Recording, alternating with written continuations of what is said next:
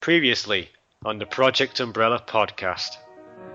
Nick, you're usually host on these podcasts, but you've got a bit of a cheat coming on this, haven't you? I mean, you say you're a fan, but really you know fuck all. Now, many would argue, George, that you were moonlighting over here on this show. What are you doing here? Can we open up Notepad? So you are the master of the mobile versions, Nick? Yeah, absolutely. Sorry, it's paid dividends to have that knowledge. What about the smell virus when Spencer unbuckles his pants? I like to spread myself as widely as I can. No! Wasn't there... He's just realised.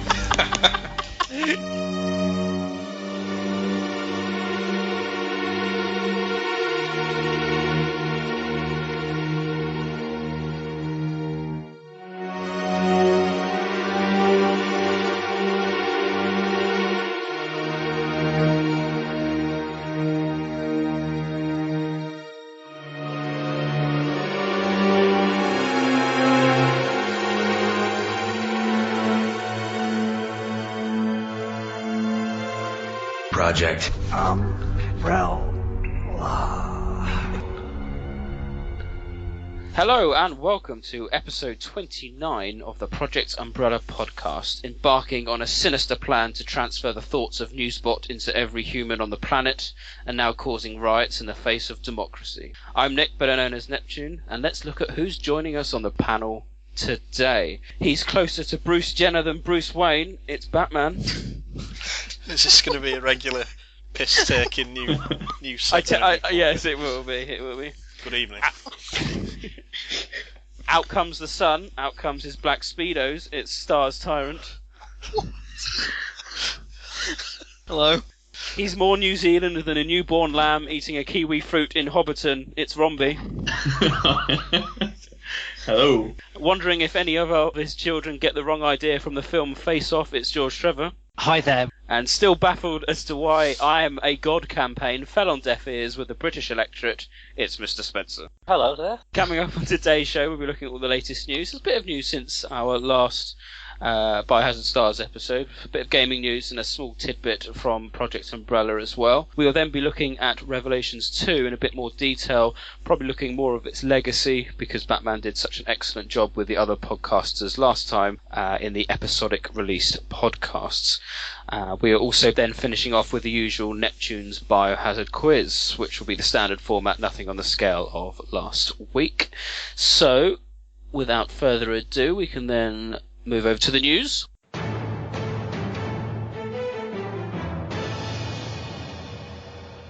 So the first bit of news is sales figures news. Oh yes, always exciting. Capcom have shipped 1.1 million copies of Revelations 2. Not bad, folks. I think it's excellent. I think it's very promising. Zero's a certainty now, isn't it? I mean, we already have had the leaked images and whatnot, but I mean, it's a certainty. I don't know whether that will sell as well, though. I don't think we have been released yet the breakdown of the 1.1 million, do we? As to how much sold on PS3, PC, PS4. Oh yeah, that'd be interesting to know actually. Because it was quite cheap. The disc release was quite cheap, only like 23 quid brand new, which is quite good. And I wonder how many people did take up the episodic options generally.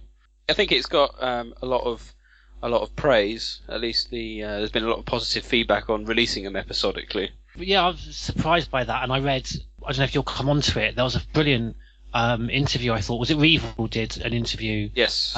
Because I really liked the questions that they asked. Were really good, really got to the heart of the gameplay with regard to what's going on with Alex and the mind transfer, and also the questions we've all had about the colour of the bracelets and what it meant in terms of whether Moira was overcome by the virus or not. But one of the questions, one of the things that came up that developer said was that they've had a fantastic response to the episode. I'm surprised by that.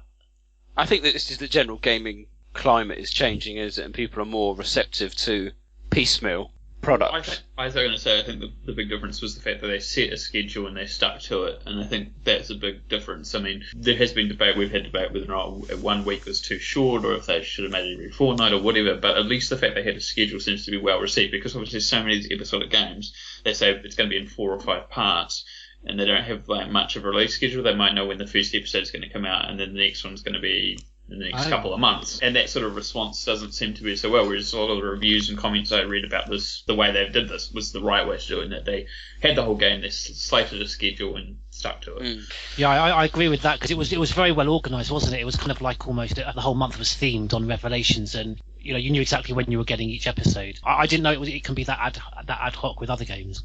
Yeah, I think there's a few games, isn't there? I can't remember. Then it's we've been waiting years for the next episode. Half-Life's probably the worst. What happened with Half-Life? Well, they did Half-Life 2, then they did episode 1, or no, whatever it's called, I can't remember right now, and then it's been it. There hasn't been another episode or Half-Life 3, and it's been 11, 12 years now.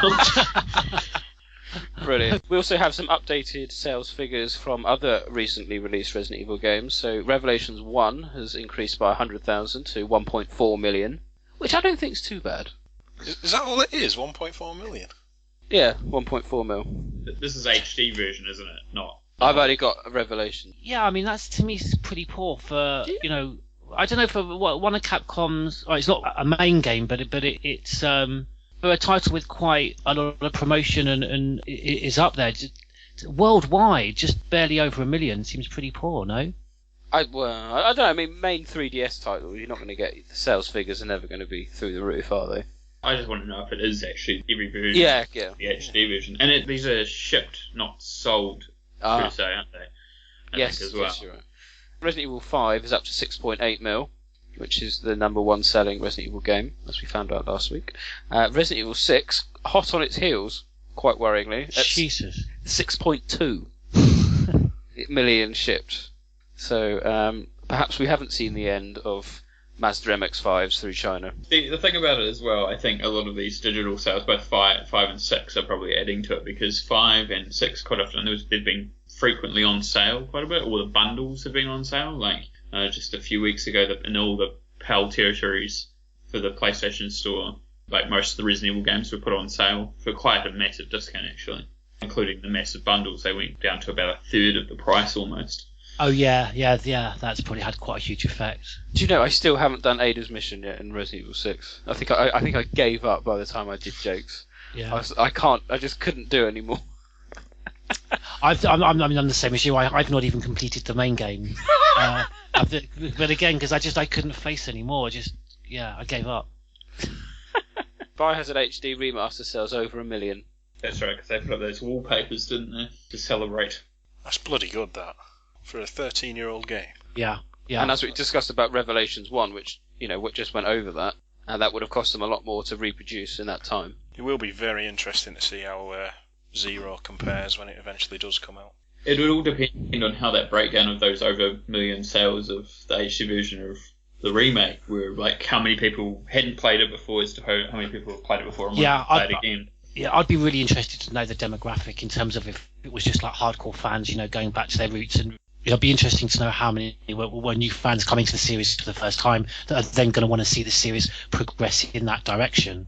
Exactly, I think a lot of the fans will either have a fond memory of Zero or not. I think it is far more divisive than Remake, and for people to actually part with their money to purchase the game again, if they've used to own it and got rid of it, that's going to be the killer for it.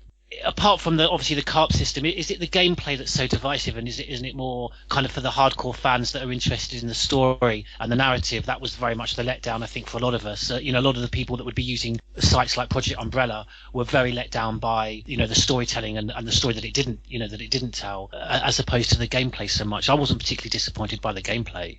The partner swapping all the inventory in it. Inventory was just a mess for me. The amount of backtracking you have to do as a result of it, it's just nonsense. Because you would inevitably turn like the main hall into your item room. Into a hub, yeah. So almost, you might as well have had an item box in there in the first place. Exactly. The thing about the plot as well, I guess, it's like me, I haven't played Zero for guessing almost a decade at least. Then I might go back to it and actually realise it wasn't as bad plot-wise as I think, by comparison in the frame of hindsight and how this franchise has moved on since. It just might have been out after the expectations put upon it in 2003, after Remake and waiting for new games to come out. I think the saviour of all Resident Evil games, that is Resident Evil 5, probably helps Resident Evil 0. With the kind of background information you get in 0, it helps put 0 into a bit of a better setting, in my opinion. was going to say, you meant Marcus and the Brandon Bailey stuff, that Yeah. sort of thing. Yeah. I'm thinking about this in the context of what we'll probably end up discussing soon, but then when you start thinking about a man made of leeches. Yeah. But it Mate. just went wrong for me at the beginning when he starts, that operatic singing on the hill, wearing that dress, and I'd only just come to this series with Resident Evil 2 and Remake, and I just couldn't believe where this series had just taken this ridiculous, surreal turn. Spencer had me assassinated. I just wonder if they'll take the opportunity, and they won't, but if they took the opportunity to actually use the best bit about the Zero part of Umbrella Chronicles and have the Queen Leech from that. You just simply assume his form as opposed to actually be his mind transferred. Wow. There we go. It's like a window into the future.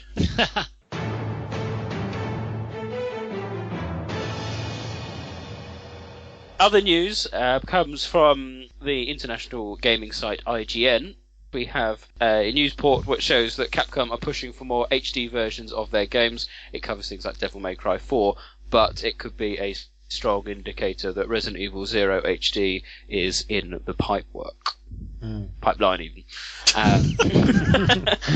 So that will be exciting. What I was going to say, what's interesting about this is that there seems to be a discrepancy for a lot of people. They want a physical copy of things, but of course, obviously in the States, it's all been digital, mostly digital downloads. Like the Devil May Cry 4 Special Edition is going to be a digital download, whereas actually getting a disc release in Japan. The other part of it is how many, aside from Zero, how many other Resident Evil games are left that they could actually HD port that they haven't done already? We're down to like Outbreak and Dead Aim. And I think that otherwise everything else has got at least some sort of HD port so far. Do you mean without literally having to build the game up from base upwards? You mean like Remake was? Yeah. Yeah. Because there's nothing you can do with obviously with 2 or 3, is there? So Yeah, you're right. It's only the Outbreaks and Dead Aim. Survivor 2 oh gee. No, thank you. versus Roach Mode in HD. Bonus feature. I'd like to see them release maybe some sort of like anniversary edition of Resident Evil 2, where it's maybe 2 and 3 on the same disc, with a couple of extras, but still the basic PS1 games. I don't want them touched. Do you think they could almost structure it without redoing it? Just restructure it so you played, it became one game. So you could sort of play the section with before Carlos first, and then into Resident Evil 2, and then back to sort of Carlos's game. Would that work? Almost episodic, like we've had with Revelations. I mean, that's jumped all over the place. Maybe not so much that, but just the option of both games on the same disc with maybe remastered sound and. It won't be on a disc. That's the thing. It's going to be a digital download, and the other part of it as well is that while there are reasonably good quality versions of the backgrounds from 3, there are no great quality versions of the backgrounds from 2, as far as I'm aware, that have been kept. At least ones that would scale properly onto HD TVs in this day and age. Yeah, I mean, I'd like to see something done with them, but I don't want them remade, if that makes sense. Oh yeah, it totally makes sense. Yeah, well, like you say, something similar to Code Veronica, where without major changes, they just kind of polish it up a bit. I think it'd be a sad day when Resident Evil 2 remake is announced, because it won't be right. It won't have the team behind it to bring the love back. I think it'll have none of the heart and soul. Yeah, exactly, and that would be my concern. And there's nothing wrong with the game. It holds, because of it's pre-rendered. It still holds up. If you're doing in like Wesker's Report, you can watch Wesker's Report 1 or 2 or whatnot. The FMVs and the cutscenes still look perfectly adequate. Well, Biohazard 3 on the GameCube, especially, still looks really good, I think. Yeah.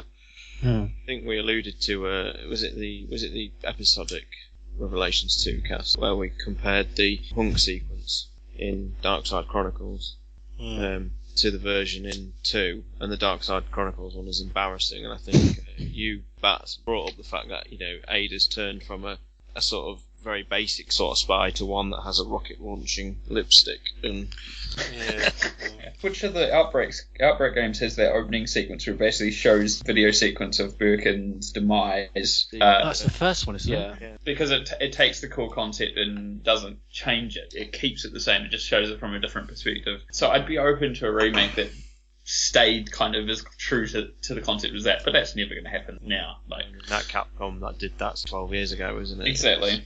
And with what's happening with Konami this week, which is just tragic. Oh, what's happened? Yeah, what's happened? They're basically turning themselves into a mobile phone developer. Oh, brilliant. They've Well, I know said Silent that Hill's there's no desire to do any more sort of console games outside of MGS. Oh, Pro Evolution Soccer. So is that what was behind the Silent Hill breakdown? Yeah, and Kojima leaving. Oh. So it's just going to be Metal Gear 5 and Pro Evo. And Metal Gear Solid 6 will be a mobile game with microtransactions. Konami, I mean, just thinking back to some of the incredible legendary games they've been responsible for that I've played over the years. So, the last thing we want is Capcom going down a road like that where a Resident Evil 2 remake is announced on iOS and Android. Oh. Buy first aid sprays for 99p off the store. Yeah. Be careful what you wish for, people. Yes. Yeah. Well, Nintendo are flirting, aren't they, a bit with mobiles now? Not that I have a lot of interest in Nintendo consoles, but I think it'll be very sad when they start not producing console games. You see, you're not thinking about this from your point of view. If Capcom go into sort of a more focused mobile division, you might get Confidential Report 3. Every cloud. Every cloud.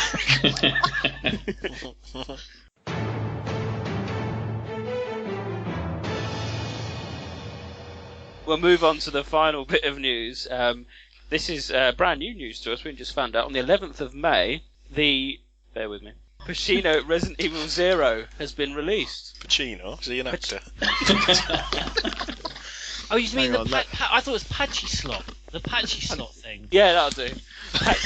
I mean, put it well prepared as normal, Nick. The Resident Evil 0, this has been released on the 11th of May 2015, which is an interesting release, as it, again, would imply that there is an appetite for Resident Evil 0. Previously, we've only had Remake and Resident Evil 5 in this kind of funny slot game in Japan, so we'll keep an eye on that. Patchy Slot. Thank you, Joshua.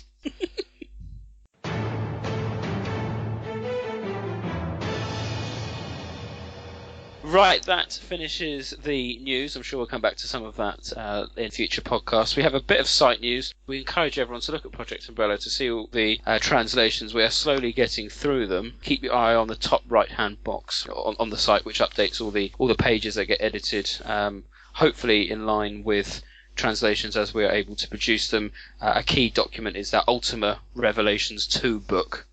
Oh, there's fuck all in that. That was right. So we'll now move over to our main discussion of the evening. That's Resident Evil: The Revelations 2.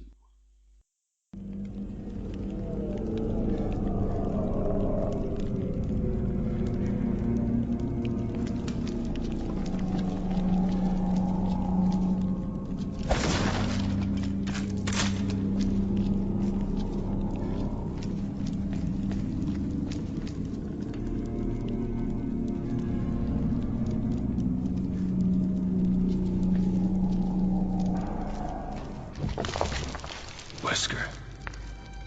She's so scary. I can't stand her. Who? The woman here with Wesker? That is Wesker. Alex Wesker. Two Weskers? You gotta be shitting me. So what I don't want to do, chaps, is to repeat everything that you went through the first time. I note your podcast was very detailed, lots of good, educated guesses and theories. A lot of them I thought were actually were spot on the money, actually. And they were very interesting to listen back to, especially as you didn't know the releases, and the stories they came out. But I think we'll do our standard and just do a brief impression of the game. So, Batman, what was your overall view? Well, I've had a very strange relationship with this game from start to finish. I will say that in the build-up, it was the first time in the series that I genuinely wasn't excited for a new Biohazard game. I mean, in the past I've gone to quite ridiculous extremes to play these games early, and I can easily recall being stupidly excited to play 4, 5 and even 6, but Revelations 2 just wasn't doing it for me. I'm one of the few people that finds Claire Redfield to be quite a boring character. At first I thought the long-awaited return of Barry was just going to be a cheap gimmick, and even when the game itself was unveiled it looked pretty average and none of the trailers were generating any kind of excitement or discussion. And literally the only thing that had me interested was Capcom Japan's comments that the antagonist was this mysterious returning character who was very important to franchise lore. That was the only reason I bought it on opening day, and having that underwhelming feeling for such a brand new Biohazard game was something I've never experienced before. And even the game itself has me divided, because whilst I was pleasantly surprised at the stripped-back gameplay, the sort of semi-straightforward plot, and the many fixes Capcom have applied since Resident Evil 6, I still feel torn over whether I like it or not, even now. I mean, I'm sure we'll talk about it later, but things like Alex Wesker finally being unveiled, only to shoot herself in the head a minute later. You know, I'll watch the ending and think it's cool as hell that Natalia's been possessed, then I'll watch it again and think, what the hell have they done? Have they actually resorted to a fucking mind transfer plot? You know, I like the change in style in Moira's chapter one day, only to play it again and think, why am I hunting rabbits in the canon Biohazard universe? With a machine gun. Yeah, so overall, it's been a pleasant but extremely weird experience for me. Right, well, very nice, very good. Romby, you of course had the early introduction, which you're able to relay to us in a previous podcast. Well, that was the thing. I think I hadn't really kept on top of the game at all, pretty much, until about a week or two before that. And so when I went in and played it, I kind of had watched a couple of trailers, read a few comments, and I mean, most people online were pretty negative about the game beforehand anyway, and I didn't walk away from that experience with, like, you know, the best feeling about it, but I wasn't, like, horrified at what I'd experienced either.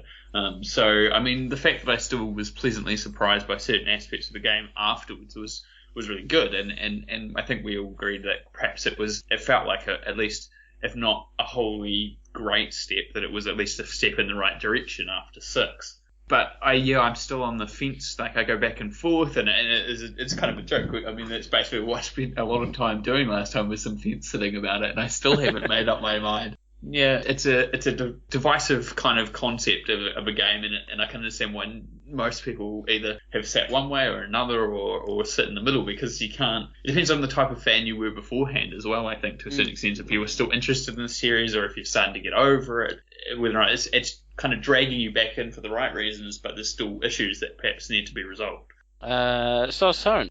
I'll echo what John said, really. I mean, the build-up, God, I don't think I've ever been as negative on a forum about a game before in the series. You know, and I really was like, I mean, every trailer that came out I thought looked terrible. There was obviously the Alison Court controversy. Moira, just as a character I detested from the minute she was unveiled. Yeah, and I thought the Barry thing was gimmicky and nonsense. And then when I played it, I remember just being every week just blown away by, I mean, I put it down to low expectations or whatever, but it really did win me over gradually over the 4 weeks, and it was a great month. And then I still have issues with aspects of the story, which we'll get into, and we discussed various aspects of that.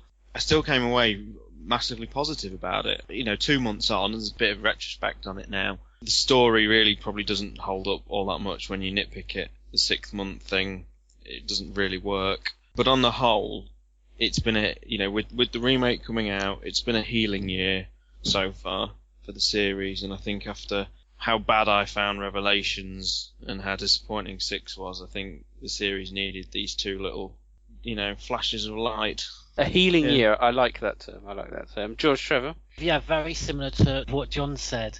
If you'd asked me during the time of the game, I'd have given a more positive response, because I think looking back now with hindsight, it's a bit weak to hold it up when at the end of the day it didn't have to do a lot to get me positive. I unlike John, when I approached Revelations 2 with a massive malaise and depression, it wasn't for the first time. I've had that since Resident Evil 4. So I wasn't expecting much, and on the whole, very positive. The slight look back towards puzzles, obviously not quite of the standard that we've got in 1, 2, and 3. But there's a few quite nicely thought through puzzles. The episodic thing, though, in the end, I think is its downfall, because it's what almost stops it for me from being a game that feels like it's kind of got a middle, beginning, and end, almost ironically, for something that is split into episodes. Each one is almost so well self-contained. It doesn't feel like kind of one whole game, one process that I then look back and think, I'm going to replay that again. It's kind of like replaying a whole story, like I would do with the other main games. But I'm very pleased on the whole that generally there was that unlike Revelations 1, they are genuine. They take things generally from survival horror and implement it well, like the puzzles and the atmosphere and the pace of the game as well. I thought was very good.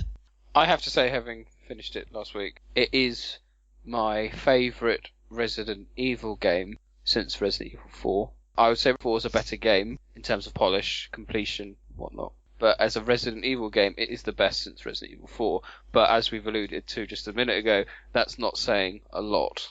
But I have to say, I thought it was brilliant. You know, in the first moment that you're travelling through, I had a jump moment. You know, when that first zombie comes up behind the bookcase. There were a few other genuine jump moments. The Revenant at the end. The one in the mansion, yeah. Yes, when it comes through the ceiling, that was fantastic. Fantastic. It's simple things that just didn't happen in 4, 5, 6, and things like that. And I felt it was a step in the right direction. It got so many things right in terms of atmosphere, general pacing, quasi-hub areas, a return to proper zombies, and BOWs of similar ilk. It's not quite there, but it was brilliant, and it had a forest scene, so I was happy with that. I mean, it could be better, of course, but it was. I'd agree with what's been said, but for me, that I thoroughly enjoyed it, and I don't think I've enjoyed a Resident Evil game as much since Resident Evil 4, which I still maintain is one of the most replayable games. But yeah, I can't wait to play it again and do some of the other chapters, although I'm not quite sure about hunting rabbits. Did you like the sort of spooky fishing village as Claire and the rain-drenched town as Barry? Yeah, exactly. It was the atmosphere was really good, and although people now think it's a staple of Resident Evil games that there's a chainsaw wielding maniac, I actually thought it's a drill. It's a drill, yeah. Oh, and in that area as well, I loved you talking about atmosphere in areas. Yeah, that abandoned building where you can hear like the radio with the Russian. Yes. The atmosphere there was fantastic. But even with that drill bit, I didn't know. I was travelling around and I didn't know he was waiting for me. And I could just hear a drill go, or it sounded like a train, or a drill going off. I was like, I was not going round the corner, because I assumed there was going to be Chainsaw Man or something like that. And things like that were quite good. And the way he was introduced, I thought was quite clever. Rather than just having a random character with a chainsaw, the actual infection worked quite well. Where did you kill him? Do I have a choice? Yeah, you can kill him in the fishing village. You fight him twice though, don't you? I fought him up in the factory. Do you not have to fight him there? If you kill him as Claire, he won't turn up as Barry. Yeah. Which is weird, because you'll get to that area where obviously there's a wall where he smashes through and there's stuff behind it, but of course if you've already killed him, you don't get the stuff behind the wall, and you're like, you've gone all the way up this building and then nothing you push the helicopter out the side of the building and you're like, got nothing to do, there's nothing to do there. Oh, I didn't know that. No, I didn't know you could kill him. Yeah, when you go into the bar, you pick up the drill as Barry, and it's how you get one of the last bugs as Barry, to unlock the extra files. Ah, very good, very good. Well, that brings us on to the characters. We're going to discuss the enemies and the whole concept of fear a bit more detail. So if we avoid that for the time being and talk about some of the returning characters and the introduction of Moira and things like that. So if I start off with Claire, I thought she was as one-dimensional as always. She hasn't changed at all since her rebellious student days on a motorbike. Well, I don't agree with that. Only in the sense that perhaps she's even gotten more dull. The key's gone.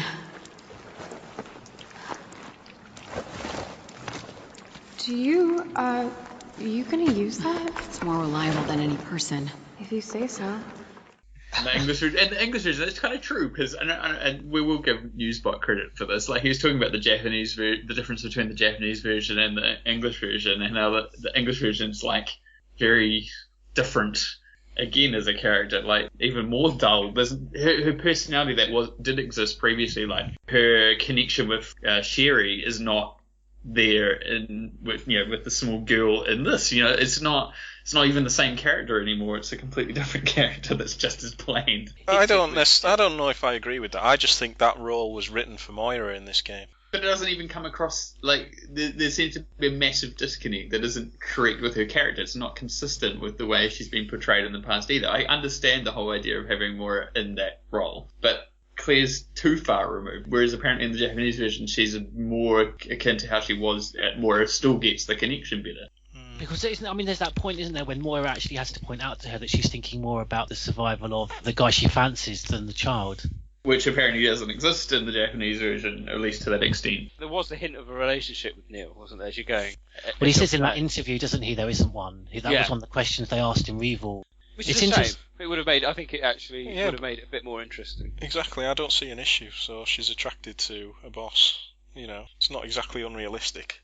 But then the problem with Capcom and doing relationships and things like that is that you get the other extreme with Chris versus Leon. moment in Resident Evil 6, and I need to shoot Ada, I need to save Ada, and it was so over the top and ridiculous. Well, that entire scene essentially was the basis of one of the first ideas for that game. Yeah, exactly. Like that picture of the two of them facing off against each other. It's like, that's how you build a game around the idea of this one scene. Not a good idea. But with Claire, it just seemed to be like, you know, she seems completely adverse to any biohazard incident that surrounds her. With Leon, you know, he's an agent, he's expected to deal with it, but she kind of like comes and goes, oh, here we go again. You know, and it's like, you know, you're a civilian working in an NGO. You should be a bit more, obviously you've had experience, but I mean, you know, you should be questioning what you're doing with your life that you keep ending up in these situations. I mean, you compare the version of her character here compared to the version of her character in Degeneration, for example, completely different style of character. Yeah. That's what I'm meaning. Like, you really don't see that being the same person at all. Yeah, but chronologically, this is 6 years later, you know.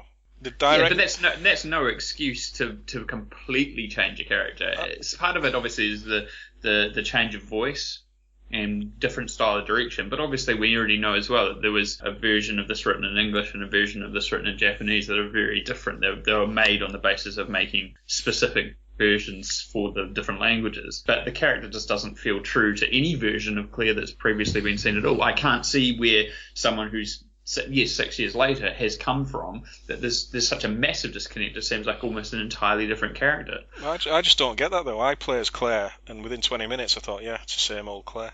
She's not changed. I don't see why people think she's so massively different. To me, she was instantly recognisable as Claire Redfield. And that was despite the voice actress change. Yeah, I totally agree. I didn't have a problem with the voice actress. I thought she actually did quite a good job. No, but the degeneration, Bromby says, the degeneration Claire you've got is the perfect Claire. She's had experience in Raccoon City and Rockford Island, but essentially she's an NGO and she's looking after Rani, whatever her name is. And Leon goes, look, stick with her, she can help.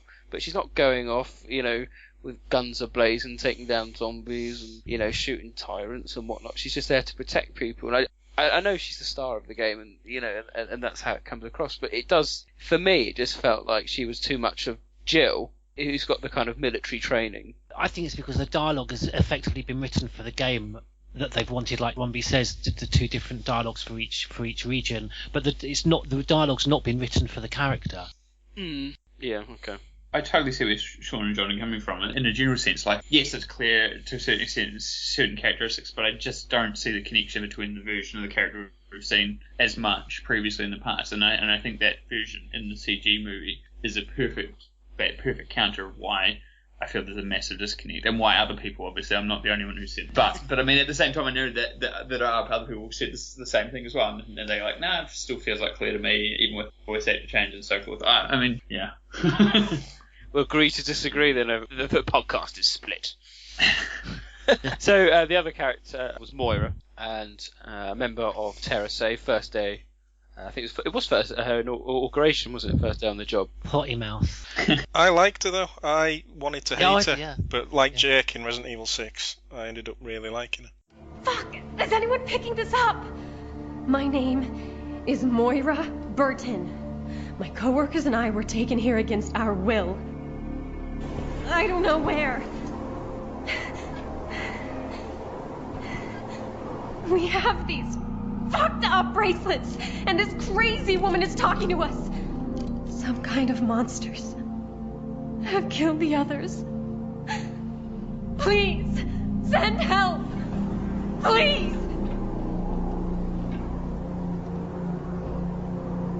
Shit. Oh, one more time. My name is Moira Burton. You did feel at the end the swearing was there. It got a bit silly, didn't it, with Barry going, fuck yeah. There's obviously a reason for that, isn't there? Must be presumably that's been written in purposely. Not to make it feel more mature. I don't know. What is the purpose of that? I don't know. I quite like a voice actress as well. I mean, I played Chapter 1 last night, and the bit where she's doing the SOS broadcast at the end of Chapter 1, and she's all emotional, it's really good acting, and then she just says, oh, fucking shit on a stick. This discussion was a lot of the time that obviously, it's because she's young and that's the sort of thing that teenagers today would say and blah blah, which I don't personally believe. I just think it's a genre thing. You want an angsty teenager, she's going to swear a lot, and she'll make up crazy shit. And I'm the same as you guys. I really didn't want to like her. What little I'd seen in that playthrough really early on, I was like, oh, this might get really annoying. But the character's well developed, and the swearing became not as important as the character itself. I have to say, actually, as a character, I found in terms of development, I think for me, I prefer her and see more development compared to the main series stalwarts like Claire and for me also Leon and Chris to a certain extent. I really liked her indeed. The relationship with Evgeny at the end was some of the best writing the series has had for a long time, I thought. Yeah, it's just a shame the scenario is dreadful. She as a character is great, and she's given a really strong arc in the game as well, I think. And Resident Evil games, they're not well known for their arcs. Characters tend to start a game and finish it exactly the same. Yeah. Like in Resident Evil 6, it was just a holding station for every character. Like literally no character developed in any way whatsoever. And yet, Moira actually, you can safely say, is a different person by the end of that journey. I'd agree with that as well. I mean, the swearing thing as well, going back to that, sorry to go back on it, but I mean, it's a consistent issue with the English script. I mean, I think I made the comment about it at the start of that second episode, the first cutscene, the first line in that, was just so ridiculous. It was I love his balls. Yeah, it's like, really? Like, that's a thing? Like, certain games you expect. Has anyone played Lollipop Chainsaw? Yeah, I've got it. Yeah, it's bonkers. It's a bonkers game. You expect that sort of like ridiculous, over the top. Like I remember, like one of the things is like shit muffins or something. It's like in that game, in that context, completely makes sense. But like if you put that into this game, it kind of doesn't work. And that's why I was like, it's not just a character trait. They haven't just decided this because the characters need to swear because she's young. They've just thrown it in there because they think that's what people out there want to hear. The one that really didn't work for me was where she kills Neil and she says something like, go and sit on a dildo, boss, or sit on my dildo, boss, or something. Yeah. What? Yeah. And it just doesn't work. Oh, it's cringeworthy. I missed that. Sorry it took half a year. Fucking technology. Yeah. I missed that out. I mean, most of it's just exaggerated bollocks, isn't it? It's forgettable. But that one line, go and sit on my dildo, boss, as she's stabbing this massive Ouroboros creature in the heart or whatever, it just, no. No, I think that explains why these VAs remain nameless on the credits. Fucking hell. I can't believe you. Are you sure you're here? Did other people hear that? Oh yeah. I heard that. Famous line. Yeah, jump on. I'll try and get the quote. The other one I remember as well is, I swear to God, I'm going to survive the fuck out of this. Yeah, that's even like. I mean, I say that I swear a lot, and I can put the word fuck into a lot of sentences, but that just doesn't work. It just doesn't even sound right. I did like her reaction to the statue exploding, though. Like, fucking statue! Yeah. That kind of worked well, because I wasn't expecting that. But yeah, survive the fuck out. The grammar's all wrong there. Go jump on a dildo, boss. It was sort of the choke a god line as well, which people seem to have a few issues with. Oh, that she's right back at Alex, yeah. Yes, yeah. The other kind of character of importance was the return of Barry Burton. As you've alluded to, a bit of nostalgia, but actually I thought he was kick-ass. Yeah, I thought he was brilliant. What are you doing all alone? Where are your parents? I don't have any parents. And I don't know why I'm here. I just am. She got you just like she got my baby. So what's your name, sweetie? Natalia. Wow, what a pretty name. My name's Barry. Barry? That's right, don't wear it out. Yeah, a very welcome return. Yeah. Since his adventures on the Starlight, I was very pleased for him to come back. And it did seem weird him swearing, because he's such a nice chap. But it worked as this kind of like veteran beardy man who's out to save his daughter, and you kind of got the impression that he was doing it for his daughter, even though their relationship wasn't good. He wanted to make amends, and I thought that part of the story did come across quite well. Sean pointed out with the character arc, he gets like his daughter as he's part of that story. He gets his own kind of character arc in terms of his relationship with his daughter, and I think it's so great that they gave that to Barry as a returning character, because as Nick says, he got a great story. It wasn't sort of like just a cheap thrills return. It's such a shame that they didn't carry on with Ed Samarin as the voice actor.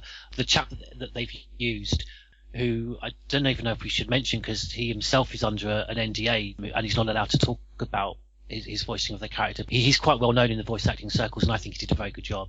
I was worried Barry might be a parody of himself because he's not been up. I thought the same thing about the parody thing. I thought with the idea that they keep throwing in these references early on in Claire's part of the first episode, that I was like, oh, Barry's just going to be spouting off one-liner after one-liner. Wasn't like that at all, which was good. Who's your master of unlocking now? Yeah, there was a few. There wasn't. But it could have been a lot worse. Yeah, I agree with Rodney. It didn't really go down that route, and it could have done. And there were certain signs, alarm bells were ringing, but luckily we didn't get that. Did you not whoop whoop when he goes, "I've got this"? And decided to take us. I like that. I thought a lot of people hated that line, but I quite liked it. A bit cheesy, but it was just with the image. I think it worked. With the image of it was so strong. I think it just about pulled it off. Like you said, Paul, about his arc. He sort of starts really almost defeated already, because I think he genuinely believes Moira's probably dead, and he's really gone for proof, hasn't he? More than anything for himself. Well, you were speculating a lot, weren't you, about why isn't the BSAA here? Why has he gone on his own? This is before it all. Yeah, before and it came up. It's just a nice little story he has of like a desperate father.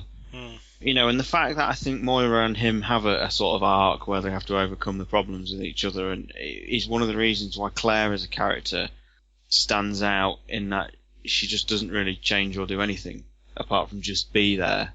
It's like they have just put her in as a name as opposed to thinking of a good storyline for the character. Well, yeah, she doesn't have a story at all, really, apart from just being there. As you said, Bats as well, it's Moira that kind of takes a very brief role of being maternal over Natalia. What does Claire bring other than a gun?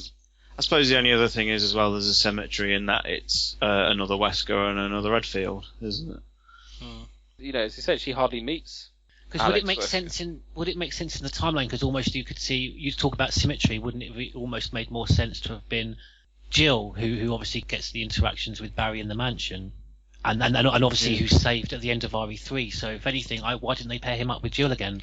Well, they've already said it was just fan demand. Claire and Barry is what they wanted, so that's what they went with. That's the other part of the fandom, and I think we discussed as well, is that inconsistency or consistency of the type of person Barry is. Like, this Barry's kind of more like the Barry that you'd expect in the original PlayStation Resident Evil 1, compared to like the remake version of Barry, who's a little bit more straight-laced and doesn't say anything silly, seems a little bit mopey and depressed, isn't really there in this version. Some people, and also including Newsbot, have discussed the idea that obviously there's no consistent canon version of the events of the first game, so therefore both versions of Barry technically can exist. I mean, I don't know if that's up to debate, but that was another reason why I thought they might go over the top with the character, because there was all this discussion about people liking the original cheesy Master of Unlocking Barry than perhaps the depressed, sour version in the remake. Yeah, I think the remake Barry, I suppose he's a bit detached, isn't he? More understandably so, given the circumstances of what's happening with his family. Like, it makes sense, but... All the cheesy one-liners, of course, make no sense canonically. Because none of them happen. All these throwback references don't mean anything. They don't, because they've told you that story too. What story? Oh, the sandwich. Well, that never happened. Really, did it? So, but basically, by referencing it, it essentially now means it did happen. Absolutely. Yeah. They've retconned it. I'm not going to use that word retcon, because if Newsport hears it, she's just going to go, no, they never retcon anything. And it's not in a lot of it's not in the Japanese script either. It's not in the Japanese script, no. Exactly. It's not in that version. I mean, there's a couple of things that are referenced that are in the Japanese version, but for the most part, the lines that are referenced in the English version were only references for the English versions. I think the only line that's the same in the Japanese version that he says is the "I have this" line. Oh, okay. It'd be interesting to get a translation of the Japanese dialogue then. I mean, particularly the dialogue between Moira and Alex. Not Moira, sorry, Natalia and Alex. Which brings us nicely on to Natalia. Lottie? Lottie? Where did you go? What's the matter? Natalia. Huh? You look just like me. Oh, but I am you. Now, tell me why you're so upset.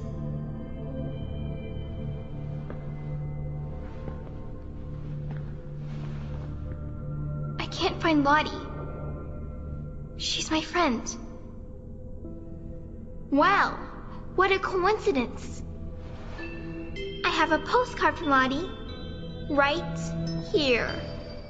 It's interesting because the whole point of the story is that she is fairly fearless and seems to be quite oblivious to everything that's going on. And she obviously has some kind of weird power that she can see the orange haze of monsters coming. And, you know, whether at first I thought, was that just a technique, you know, because she's obviously not going to fight with anything other than a brick.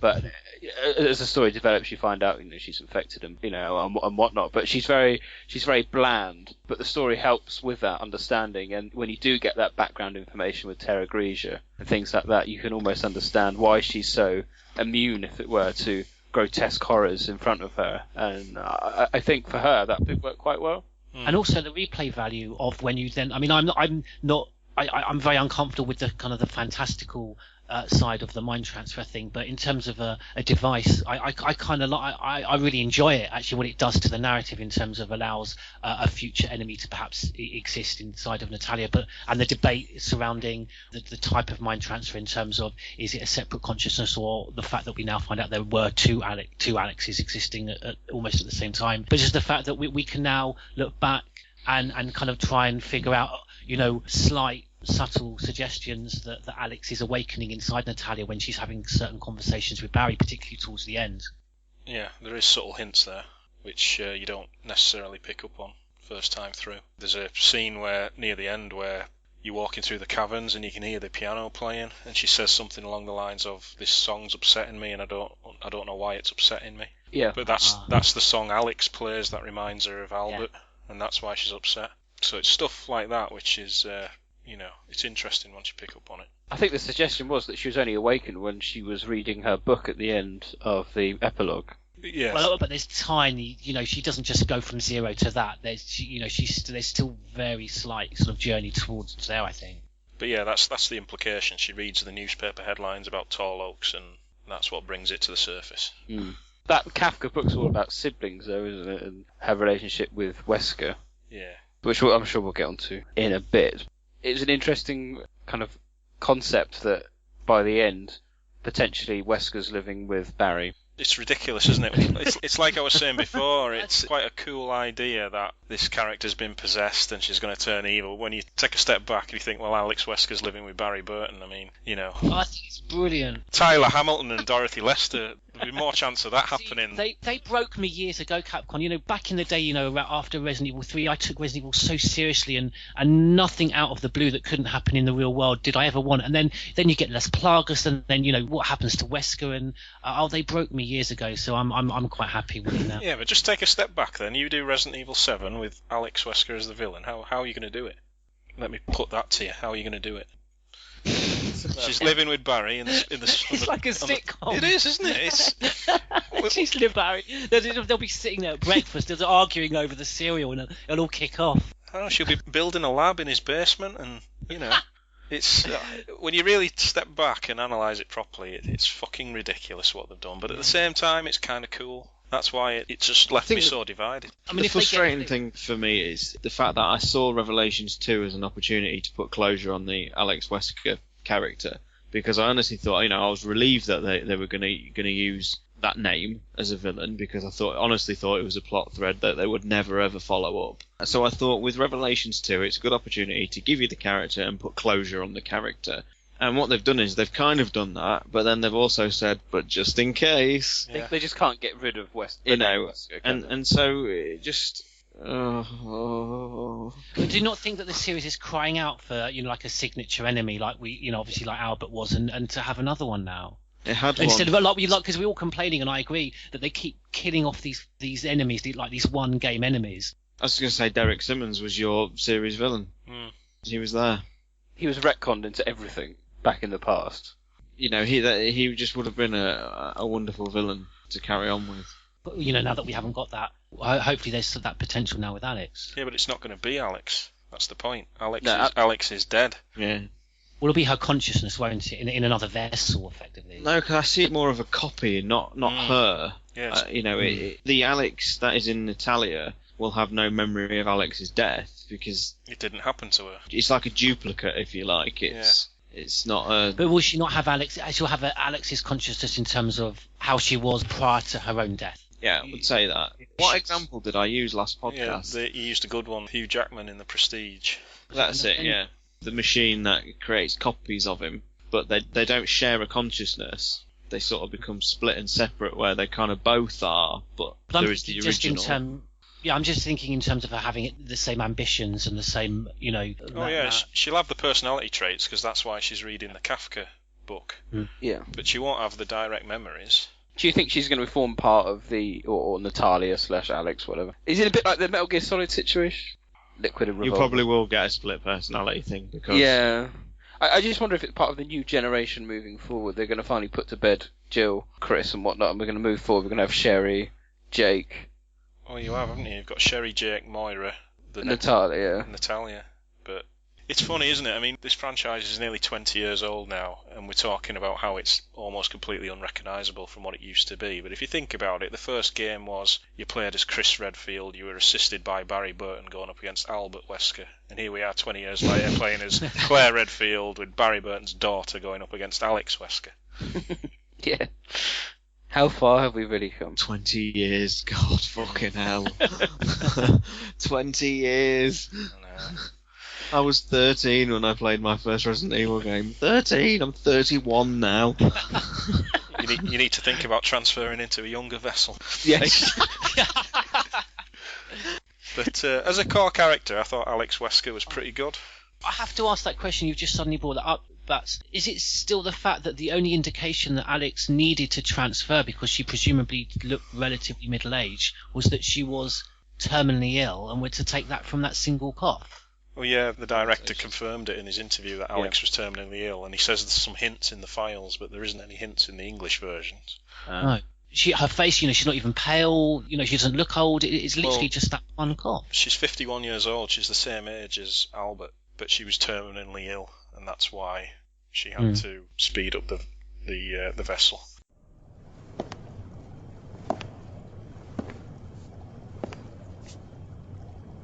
You're perfect.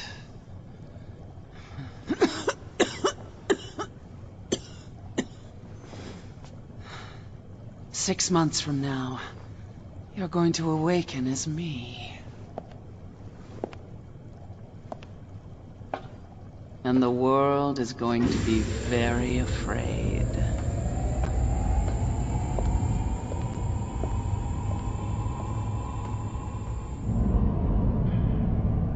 So good night, my darling. Sleep well. All this time wasted. My whole life has been a prelude to this. My true birth. She took the same virus, the same Wesker virus as Albert did, but obviously she was the 20% who just survived without any special abilities. Yeah, which suggests Albert was the perfect candidate, and he's the one that sought out Spencer, whereas Alex didn't. Yeah, she's a great character, and the backstory, she's written quite sort of tragically, and it's just a shame they were just so quick to hurry her into a mutant. It was quite sad because the way you played it in the game order is that you kind of met Monster Alex, and it was obviously the same person quite soon before you met the real one, and it was all. At the end of Claire 4, I was expecting a huge sort of scene where they would discuss and you get a proper introduction to her, and she just fucking shoots herself. It's quite dramatic because you weren't expecting it, were you? And it was quite gory. But she's so interesting, and she's the writing in Revelations 2, swearing aside, is quite strong. It's amongst one of the better of the series, and I just think they could have done some great work with her as a character, even if it was just through an exchange through that glass window. But it's the scene's probably not even 30 seconds long, and there's no great reveal. It's just bang. That's it. And that's randomly triggered a self-destruct. Yeah, it's just strange. I mean, why bother with this mind transfer thing? Why not just have her simply survive the game? Yeah. I mean, I do like the fact that her failed idea for an immortality virus is the transfer of a vessel. Oh God, did I just say that? Of course, the most important character we haven't talked about is the chap in the sewers. Evgeny. Yeah. As you said in your podcast, it was quite random to suddenly find a survivor. You weren't expecting him, but he didn't last long. Bless him. The sad thing is, I'll echo what John said, is that like the writing in their scenario is wonderful, and they have a really, really good relationship, but it's just surrounded by some of the worst gameplay in the entire series, I would say. It's just like a sort of glorified battle mode, but it's crazy difficult. I mean, has anyone actually done it on survival? Yeah, because I can barely do it on normal. The stealth one is the worst, I think. Like it's just it's impossible. Like on any level, pretty much, it's to not get seen somehow at some point. They almost can see through walls sometimes. So. It's just stupid arcade style mechanic of getting lives through hunting rabbits with a submachine gun. Right. What I want to talk about now is The Fear. No, not that not that Lily Allen song. We're going to talk about the whole concept of The Fear, which was very much a poignant moment in the game and certainly pivotal in the overall story. What I was discussing with the chaps before we came on air was the fact that they could have gone down the route of a kind of virus omometer from Outbreak series, which would have been an interesting mechanic because it would have created a kind of stealth mode in that if you saw something horrific, it could have increased your fearometer up, and if it got too high, you would turn into a zombie, which would be fairly interesting, probably quite annoying at the same time. But the whole thing is about fear, but you don't really see it because you're going through shooting and you don't need to worry about it. But for the story purposes, as I mentioned, it's really important, and I wondered what everyone's thoughts were, whether that actually came across in terms of the viral aspects of the T-Phobos virus. Batman, you had some strong views on this. Oh, don't. My head will explode. Well, we all know how it works. Obviously, it's based on adrenaline and noradrenaline or whatever being secreted into the body, depending on, the stress levels of the person, which is quite a cool concept, but It's the whole adaptation to the virus thing I don't like. I mean, for me, it would have worked a lot better if Natalia, she went through horrors in Terra Grigia. She'd experienced so much that she simply just became, immune to fear. She just couldn't reach the required levels of fear because she'd seen it all before. Her experiences were that traumatic. She could just never get to that stage again. And that's what would prevent her from mutating. I think that would have worked much better rather than having her, she's overcome her fear, which means she gets these superhuman powers. And the same with Moira. There was no need for her to magically adapt to this virus either. She could have just overcome a fear of guns, overcome the biggest traumatic event in her life where she shot her sister accidentally, that she cannot reach the required levels of fear for the virus to trigger. I just think that would have been a much more realistic and a much better explanation than them somehow adapting magically and not mutating. It just, as a virus, it's a cool concept, but for me it just doesn't work. I thought that was what happened, though. I thought because they overcame their fears throughout the course of the game through the guns and Natalia not, experiencing the traumas of Terra Grigia, that they had the virus in them for such a predetermined amount of time that they would never react to the virus. Well, that's the idea, but it's whether they've overcome their fear, which means their bodies have adapted to the virus and they don't mutate, or they've not reached the required levels of fear because they're incapable of doing so. So, taking them out of a situation with bioterrorism, if they were, say, involved in a car crash in Chicago, or something like that, they're about to be crashed into a car, and their fear goes up because they think they're about to die, would they then mutate? Well, it's weird, isn't it? I mean, if you look at the other characters, for example, Pedro's quite straightforward, isn't he? He shits himself to the point where he goes crazy and mutates. That's quite straightforward. Gabe, on the other hand, his bracelet does the opposite. It's red when he's in the helicopter, implying that he's overcome his fear and he's adapting to the virus. But then when the helicopter starts to malfunction, he panics again and starts to mutate. But it's implied that Moira and Natalia are incapable of doing that. And it's just not very clear because of the inconsistency with the bracelets, in my opinion. Yes, we've had directors' interviews saying Alex Wesker wanted someone with a red bracelet, but the files in-game directly contradict that. So if someone is directly infected and they mutate, they turn into fairly strong individuals like Pedro. Yeah. But it's the people that are secondary infected, presumably through the traditional means of being bitten, that they turn into the afflicted. Well, the virus leaked, didn't it? And that's what turned everyone into afflicted. The people at the prison, I'm not sure if the prisoners were originally test subjects or whether they were just, as in test subjects where they were given bracelets, or whether they were just people subjected to hideous torture just to see the extreme, to sort of measure their fear, to see how scared they could get before they died or whatever. Because the files are exceptionally unclear, like most of them, about what exactly was going on. Yeah. I've always tried to work out, it's a problem with 4, 5, and 6. Why is the Chainsaw Ganado much, much stronger than the normal Ganado? There's never any explanation. I just wondered why the prison guards with their big axes or whatever they're doing in Revelations 2, why are they so much stronger? Why is Pedro so much stronger? I think you can just put it down to the similar traits in the T-virus. Each mutation's different, and every now and again it'll produce an irregular mutant or whatever. Or you could just say, well, they needed a boss. Needed a boss, yeah. Okay, so in terms of that then, you're looking at a slight inconsistency perhaps, or I wonder if something might come out in the Japanese translations regarding the fear elements, but I think we said earlier that Moira's bracelet was red throughout. It turns red when she gets crushed by the rubble at the end of Chapter 4. If you get the bad ending, you see her bracelet flash, implying that she mutates and dies. But you don't see that in the good ending. It's a question how she does survive that rubble. Yeah. Or why they even bothered to have her buried under the rubble rather than just separated. Yeah. Because there's a big pool of blood under her. Yes. But in terms of being able to adapt to the virus, you would have thought Claire was the obvious candidate because of everything she's been through and the fact that her bracelet never goes from orange throughout the game, implying that she's in control of her fear and she's not easily scared.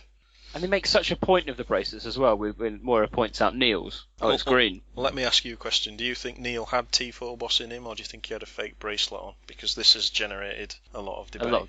I don't think we'll ever know, will we? What does it come across like to you? Well, the only way you can tell is the reaction when he's inserted with Ouroboros. That's the only clue that you've got, I would imagine. I mean, what does the bracelet do there? I can't remember. Well, we haven't got a definitive answer, but obviously Neil's bracelet stays green all the way throughout the game. And when he's infected. I personally believe he has the T-Phobos virus in him, but because he's working with Alex Wesker and he knows exactly what's going to happen, he's just not scared. So his bracelet never changes colour. Which would explain, perhaps, the slight different reaction to Ouroboros. Ouroboros. But then again, that same reaction just could come from the fact that he is a partial adapter. Yeah. I'm just watching the clip now, and I would say it's a good shout that bracelet's probably fake, because even when he's dying, it never changes from green. When he's mutating, I mean. And he's certainly afraid in this sequence. But it stays a solid green all the way through it. So do we think he is infected with T-Phobos? No. But I have to say, just in a kind of out of context situation, that boss fight is one of the best boss fights for a long time. Yeah, I've really enjoyed the action, and because he was a tyrant, he was a nemesis, wasn't he? He had the nemesis face, and it was good to kind of have him back. And it was a nice link back to Wesker, because he looked a bit like Wesker with the kind of the arm and stuff. Good fight, quite tricky. Yeah, it never changes green all the way through it, even when his skin starts to all tear green all the way through. So it could be a fake bracelet. I didn't think that, because initially I presumed simply the change wasn't occurring because obviously he knew what was going on around him. Yeah. But if that's the case, if it doesn't change after, effectively when his world's all falling apart, and it's beyond that, then yeah, it must have been fake. So the question, is he infected with T-Phobos? We'll never know until someone at Capcom says otherwise. I mean, do you not think that when he's injected with Ouroboros, he kind of responds? I don't know. To me, it's as if the shock, and my initial reaction was that's the first time he's kind of been injected with something. He starts laughing, which implies to me he's not scared. I think it's not a fake bracelet. I just think he was never ever scared throughout, because he knew exactly what was going on. Because he knew what. Yeah. Take a quick deviation onto Neil, and I know you touched on this in the last podcast, really, about what his plan was. Oh, my head's exploded again.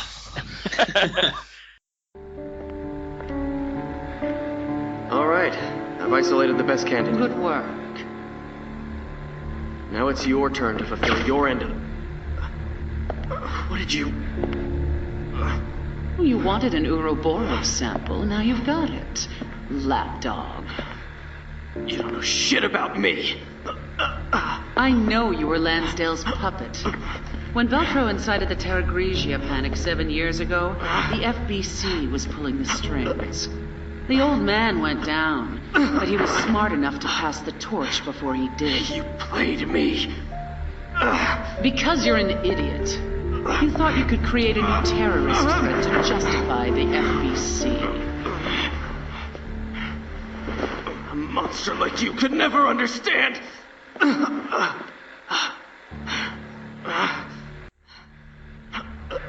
Just to very quickly to knock this on the head, I'm right to think that it's effectively, well, not effectively, it is an exact replica of Revelations. For a couple of lines of dialogue, yeah. Yeah. And then, to be honest, I think Alex Wesker feels the same about the Revelations 1 game. When she sensed that all this shit was cropping up again, she thought, "Oh, Neil, you can fuck off with this." And, I'm going to save this game from the fate of the FBC again, and that's why she fucks him off straight away. Because I think your analogy last time was spot on in that it seemed his plan was to kind of bring back the FBC for some reason, which in Revelations 1 kind of worked. But, as you said, 6 years later, or whatever it is, we do have the BSAA, so there's no need for the FBC, so quite what his motivations were. So it's an unoriginal plan in a world where it's even less context for it. Yeah, it's even less needed. Yeah, give Lansdale some credit. There was there was a need. Yeah, his timing was right. Yeah, because BSAA were a new organisation back then, and if he'd managed to get the trump card on them, then the FBC could have been sort of leading countermeasure team. But by 2011, the BSAA have already proven themselves as being more than able, and the DSO gets jurisdiction in America. So yeah, the BSAA have jurisdiction in America as well. The government cherry pick what incidents they can and can't go to. That's it, yeah. But Leon's sort of team is mainly first port of call in America, isn't it? Perhaps if we had more time with Neil, and they were able to certainly determine that he was a stark raving lunatic, you might have understood. But he comes across as quite cool, calm, and collective. And it makes his plan even more stupid. He's thought about what he's doing, but if he was a total lunatic again, I will bring back the FBC, or something like that, for no reason. It just seemed a very forced and pointless connection to the first game. Yes. I don't mind it, though. It's just so throwaway, though, wasn't it? Yeah, I mean, for me, it's the one major letdown of the game. I think there are little flaws with the game. There aren't many, but I think this is one of the major ones. So his bracelet, we're assuming, is possibly fake, possibly not. I think we're going to have to get clarification. The concept of the fear was important for Wesker, because she was looking for someone who overcame their fear, that she could then download her digitized consciousness in. It hurts every time. Revelations 2 is brought to you by Bill Gates and Microsoft Windows 10. Transferring consciousness since 2050. I wonder how many MO discs it takes to transfer one's consciousness onto.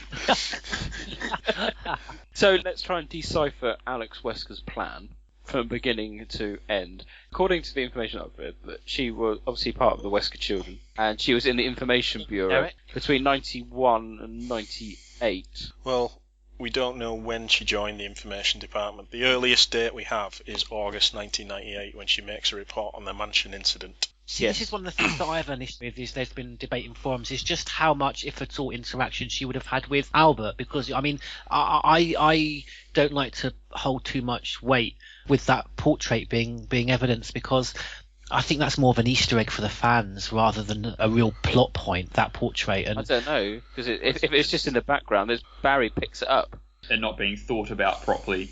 Yeah. That it looks cool, not. Yeah, How could Wesker be surprised with Spencer in 5 about, in a sense, having his existence manufactured if he already knew back in the late 80s of a Wesker sibling that is not a blood relative? Well, it's the same thing we talked about, is like, how can you have all these people with the last name Wesker in the Umbrella organisation and nobody asks any questions? Like, we'd have to assume that Alex is using a false name, a pseudonym, which would imply that she's already in charge of the program if she's having to use a false surname. So, isn't there that file in Lost in Nightmares from Alex W? Yeah, that's in Resident Evil 5. That's dated August 1998, when she says Albert's death in the mansion incident has reduced the number of candidates down to 18% or something. Yeah. That portrait of them both was probably taken in the early 90s, but the key thing is whether Alex was in charge of the Wesker program in that time, and they knew, or she knew, her significance to Albert, because Albert obviously didn't have a clue at that time. She definitely knew who he was. Yeah, like you say, they both stood together. They both got the surname Wesker. That's never brought up, so we have to assume she was using a fake surname, which would imply she was in charge of the program and she knew exactly who he was, but he didn't. Or even that they didn't know each other's last names, or she knew his last name, but he didn't know her last name. He just knew her as Alex. Yeah, that's a plausible thing as well. It's a one-way relationship. Maybe her pseudonym was Christine Henry. But the other key points are, obviously, she never created an immortality virus. She was obviously bluffing Spencer, which was what a lot of us thought all along, I think. But one of the interesting things was one of the files says she came to the island in 2000, which is a good 6 years before she actually betrays Spencer. So, maybe they were romantically involved, and she's Jay. Honestly, I was thinking that. I genuinely was thinking whether they were going to go down that route in the past. It's interesting because it's obvious in the game that she's quite obsessed with him, and it makes me wonder why she never decided to seek him out and make contact with him, because she's obviously keeping an eye on him, because she knows he killed Spencer and she knows he's in Africa and developing Ouroboros. So why doesn't she make contact with him? I don't get it. And even Albert, Albert's whole, the whole point of his Ouroboros plan was to find superior humans like Alex. So I don't understand why Alex Wesker wouldn't make contact with him. Especially once she finds out that she's dying as well. Yeah. Yeah, what has she had to lose by carrying on her own research when she could join up with... Presumably, though, Albert would kill her. But why would he, though? Because he was looking for people like him. People who had superior genes to adapt to Ouroboros, which Alex would be able to do. Was that not the whole point of his plan, to find, humans worthy of surviving his new world? That sounds just as stupid. Yeah, no, that's a very good point. I wonder if they will in the future go down the fact that Alex was Jake's mum. It'd be better. That reunion's going to be interesting. So the only other question would revolve around... Yeah, it was good that the immortality virus was a bit of a red herring, because although you could see the signs in the progenitor virus, it was possible. It's good that it wasn't, because I think it works better. But we've then got to bring into the mix the experimental variant of the T virus that Birkin administers to all the Weskers under Spencer's orders as part of Project W, and the implications to both Albert and Alex. We know Albert has to take a drug to keep the virus at bay, to suppress it. Why doesn't Alex? Well, you could argue because she's had a different reaction to it, as in she's just survived it, whereas Albert's genes have been rewrote and he's got these special powers that he has to keep in check. You could also potentially argue that this is what's been slowly killing her. Yeah, potentially, yeah. Oh, okay. But she, as we said, she is terminally ill, but we don't really know what. When did she find out she's terminally ill? Could it have been the result of the injection? Well, it's not explained. Again, it's pretty vague, yeah. Wouldn't that make a bit of sense, wouldn't it? If after Birkin's administration of the T virus, a variant of the T virus. That would be quite a clever explanation, but there's nothing that alludes to it, unfortunately. No. So she then decides she set up research on the island. Now, is this the island that we're on in Revelations is different to the island mentioned in Lost in Nightmares? It's implied but not confirmed yet, I don't think, that in the Heavenly Island manga, the island they're investigating there is the original island Spencer sent Alex to. But there's two islands in the manga. Yeah, we don't know the ins and outs of it yet, but that's the implication. It's one of those islands. Has the abandoned military facility on that Alex took Spencer's test subjects to. But like I mentioned before, she was obviously planning on betraying Spencer for a long time, because she came to the island in Revelations 2 as early as 2000. Yeah. And, set to work reopening the mine and generating loads of jobs and stuff, so she had plans for a long time. And kind of coincidentally got this kind of godlike status, which I thought, I'm not sure if that was a purposeful touch, which I thought was quite nice. But so then she decided to betray Wesker and start working on her own plans, and a researcher came across T Phobos whilst researching and the establishment of this chemical release of the brain of the adrenaline and noradrenaline, and that intrigued her. Yeah, it intrigued her because of the fear aspect, because it relates to Franz Kafka. Yes, which is this version's Dante's Inferno. Yes. And then she was able to acquire the Ouroboros as well for research, which she didn't think too much of.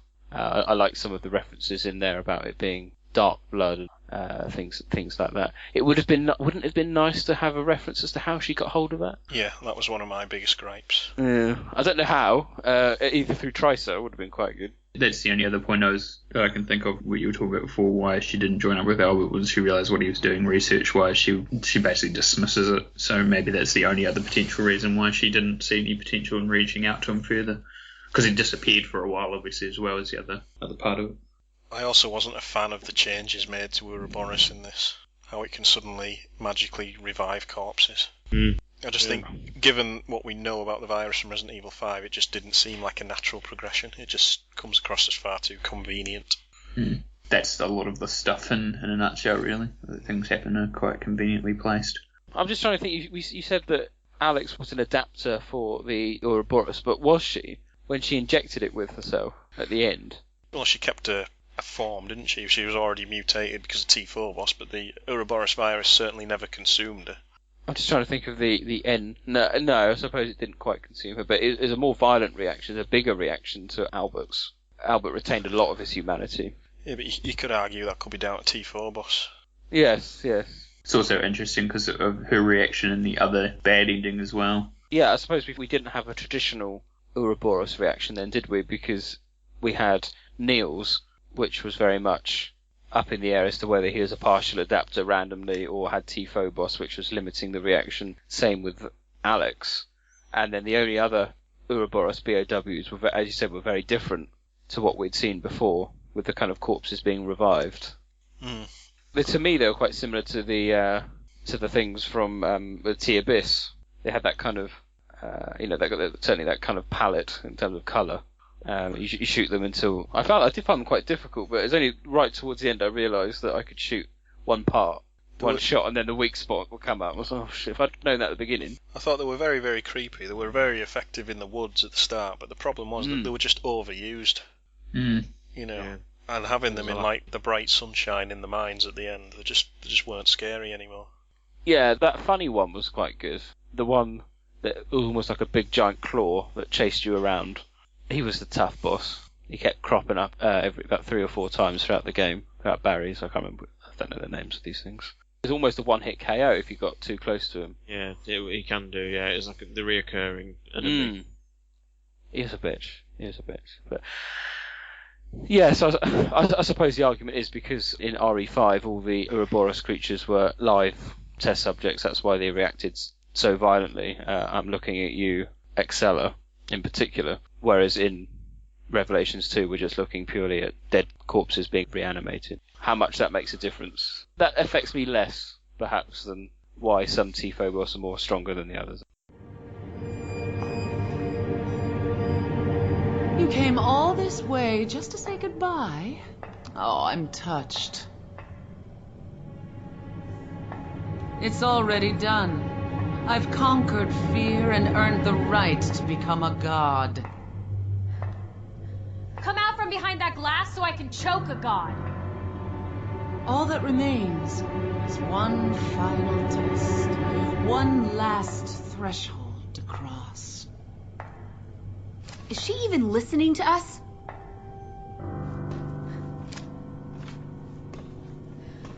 My brother's escape was death. And soon, it will be mine as well.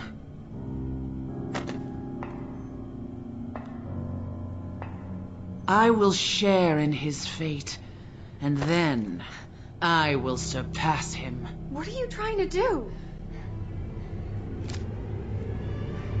Escape.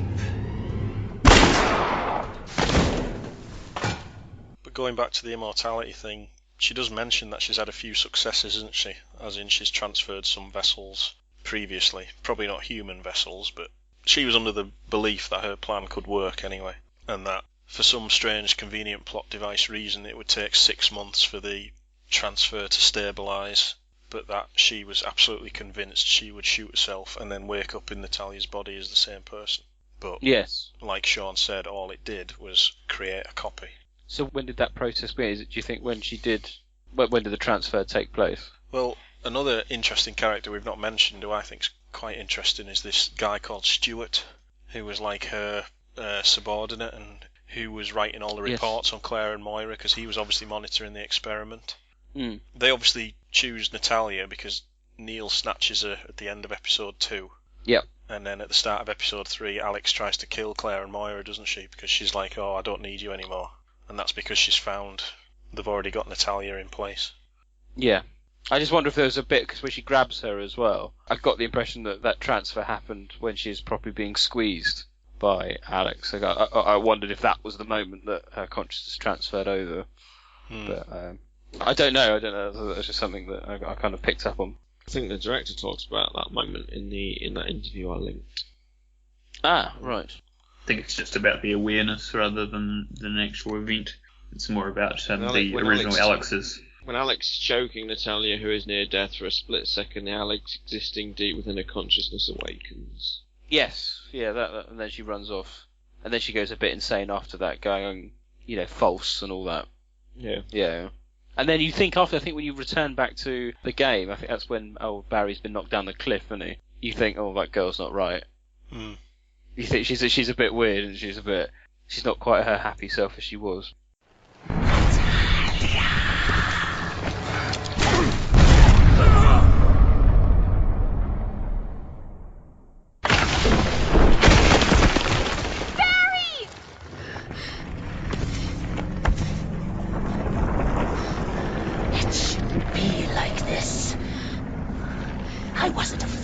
As I watched my hair turn grey and the flesh sag from my bones. But why aren't you changing? A failure like you.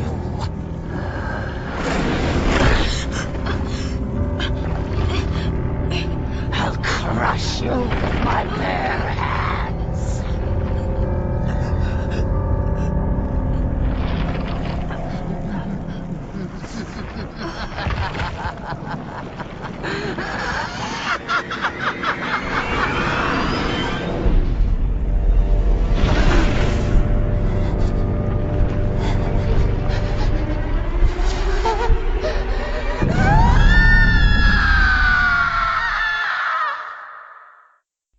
I'm going to bring this into the mix just for shits and giggles. Resident Evil 4D Executor. I can't help but feel they use some of those ideas in this game. Do you not think, chaps? No. Not at all? No. They won't even know what 4D Executor is. Just remind everyone what exactly you were talking about. I will. So in 4D Executor we've got Dr. Cameron, a kind of rogue scientist in Raccoon City who was using the T-virus to transfer herself into different vessels, should we say. And that was a dog, a crow, then Klaus. Klaus! Honestly, by the end I thought, well, this is just 4D Executor for a new generation. That is more plausible, though. Yeah. She sort of absorbs into them like the Thing did.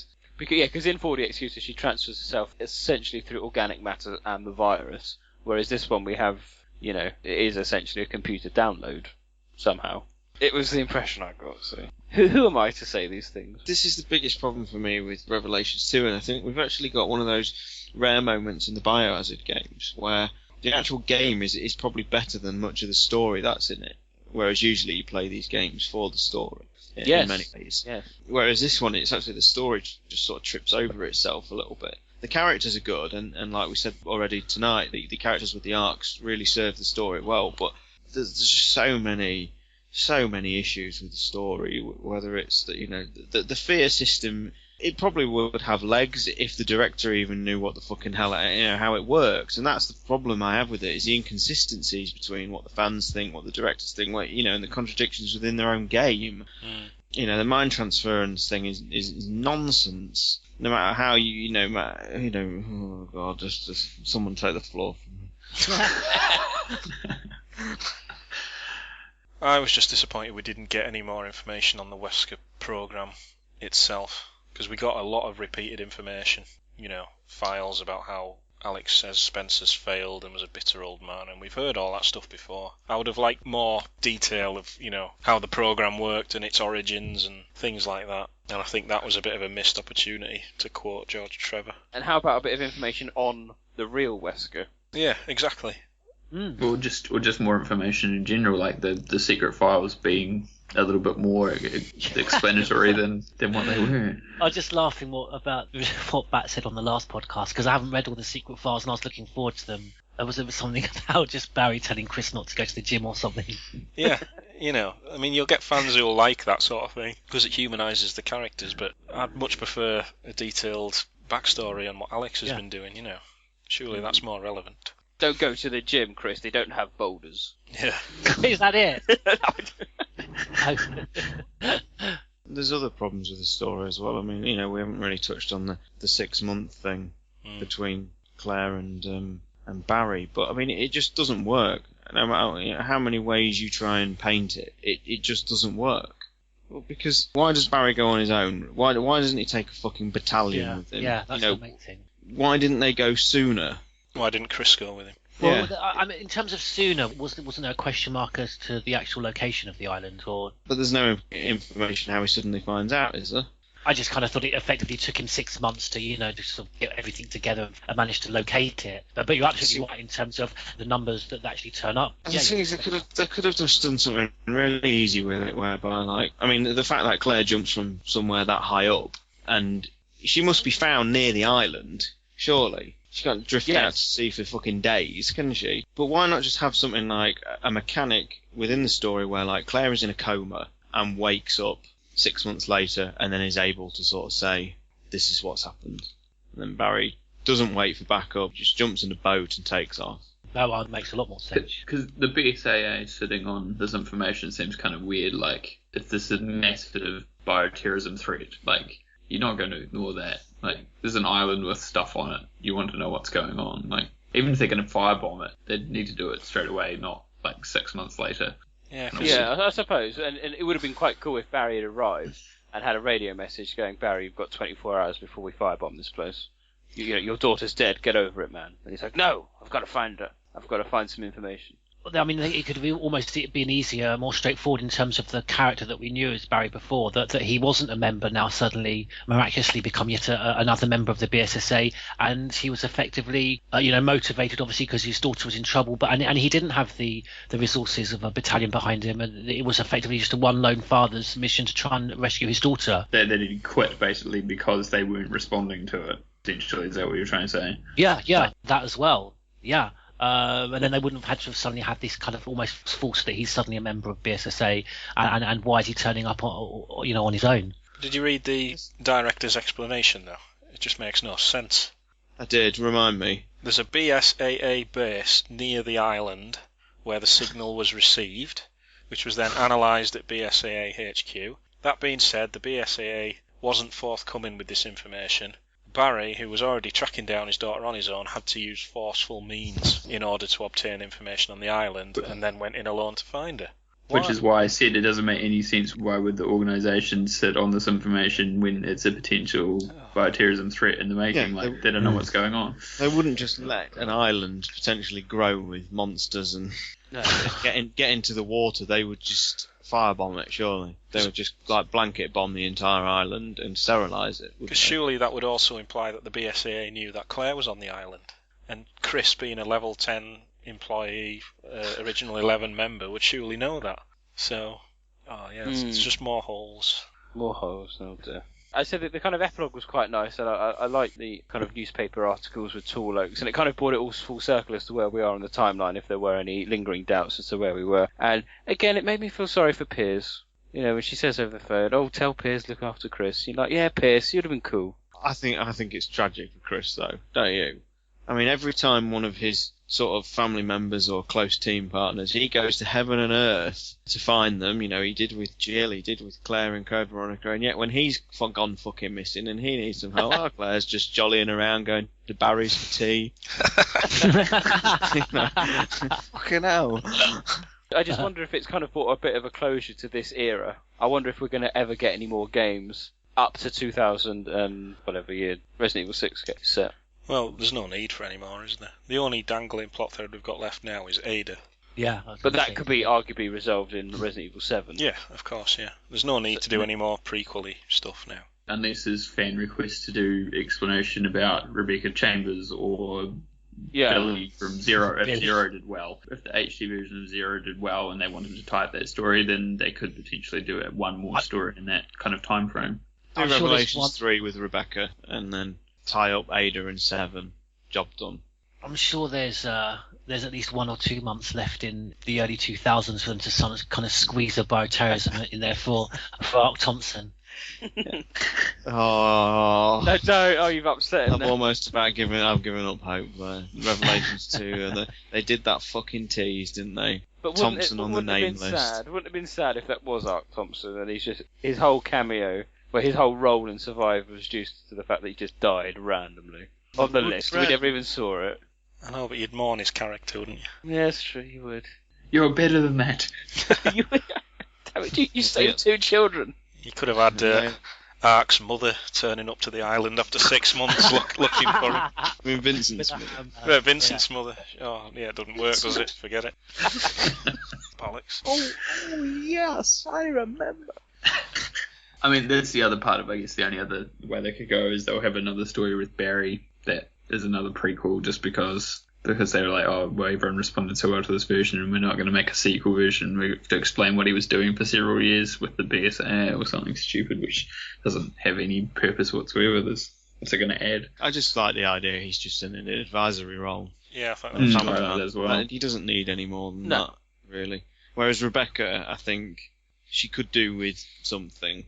There's a massive gap between 1998 and 2000. They could just do with something, like whether it's a third Archives book or whatever, but they could just do with just tying up the characters that haven't appeared again, even if it's just like a page of of writing. Yeah. Oh, you mean like the number 3 epilogue files as well? Yeah, just like let's find out what has happened to Carlos. Or did he just simply choose to just not participate in any of the events after 3? Just give the fans just a little bit of closure for these characters. Otherwise, every fucking game reveal we get, it's a cycle again. Yeah, it's a veiled character seen in shadow. It's Carlos. I just think because a lot of the games like Dead Aim and stuff, it was all new characters and how people kind of bemoaned the fact that we had completely new characters. But I'm ready for completely new characters, unrelated to being a Wesker or a Burton or a Redfield or a Kennedy. Jake should have been, but even then they had to. Yeah. If I felt these are characters that they were going to stay with and that they were going to develop throughout the series, then I would be very happy with new characters, absolutely. But I suppose the history suggests they're not. I mean, I suppose you would say Helena and Piers were the ones that haven't had any previous connections. Yeah. Helena should have been Angela from bloody Degeneration, and Piers dies. So. Yeah, why wasn't Helena? Yeah, they look similar. I still think you've got a bit of scope for Leon, because he obviously needs to resolve his relationship with Ada. But I don't think there's any need to see anyone else again. No. I'd like to see mentions, obviously, and references, but there's I could probably see Sherry in her new role again. Yeah, Sherry. She's sort of like your next generation character, but there's no need for Jill, Claire, or Chris to come back. And then in bloody Revelations 2, they hint that Jill's getting back ready to doing like combat missions again, isn't she? Yeah, the big fan base for Jill. That's. Okay, so we've covered quite a lot. Is there anything else anyone wanted to raise in terms of big areas that we haven't spoken about? Well, I know we touched on this in the last podcast, but I think the environments. I love the fact that you can walk around the island and see the coastline and stuff. And I thought it was a really good environment. The fishing village, the bit where you're going around getting the helicopter parts. It's just so atmospheric, and like Sean said, when you're walking through the town in the rain. It doesn't get much better than that. And the sequence at the end of Barry's Chapter 2 where you go in the tower and you see the scrawling on the walls and you get a couple of story files and you see the creepy dolls and the candle and then the ultimate reveal of the portrait.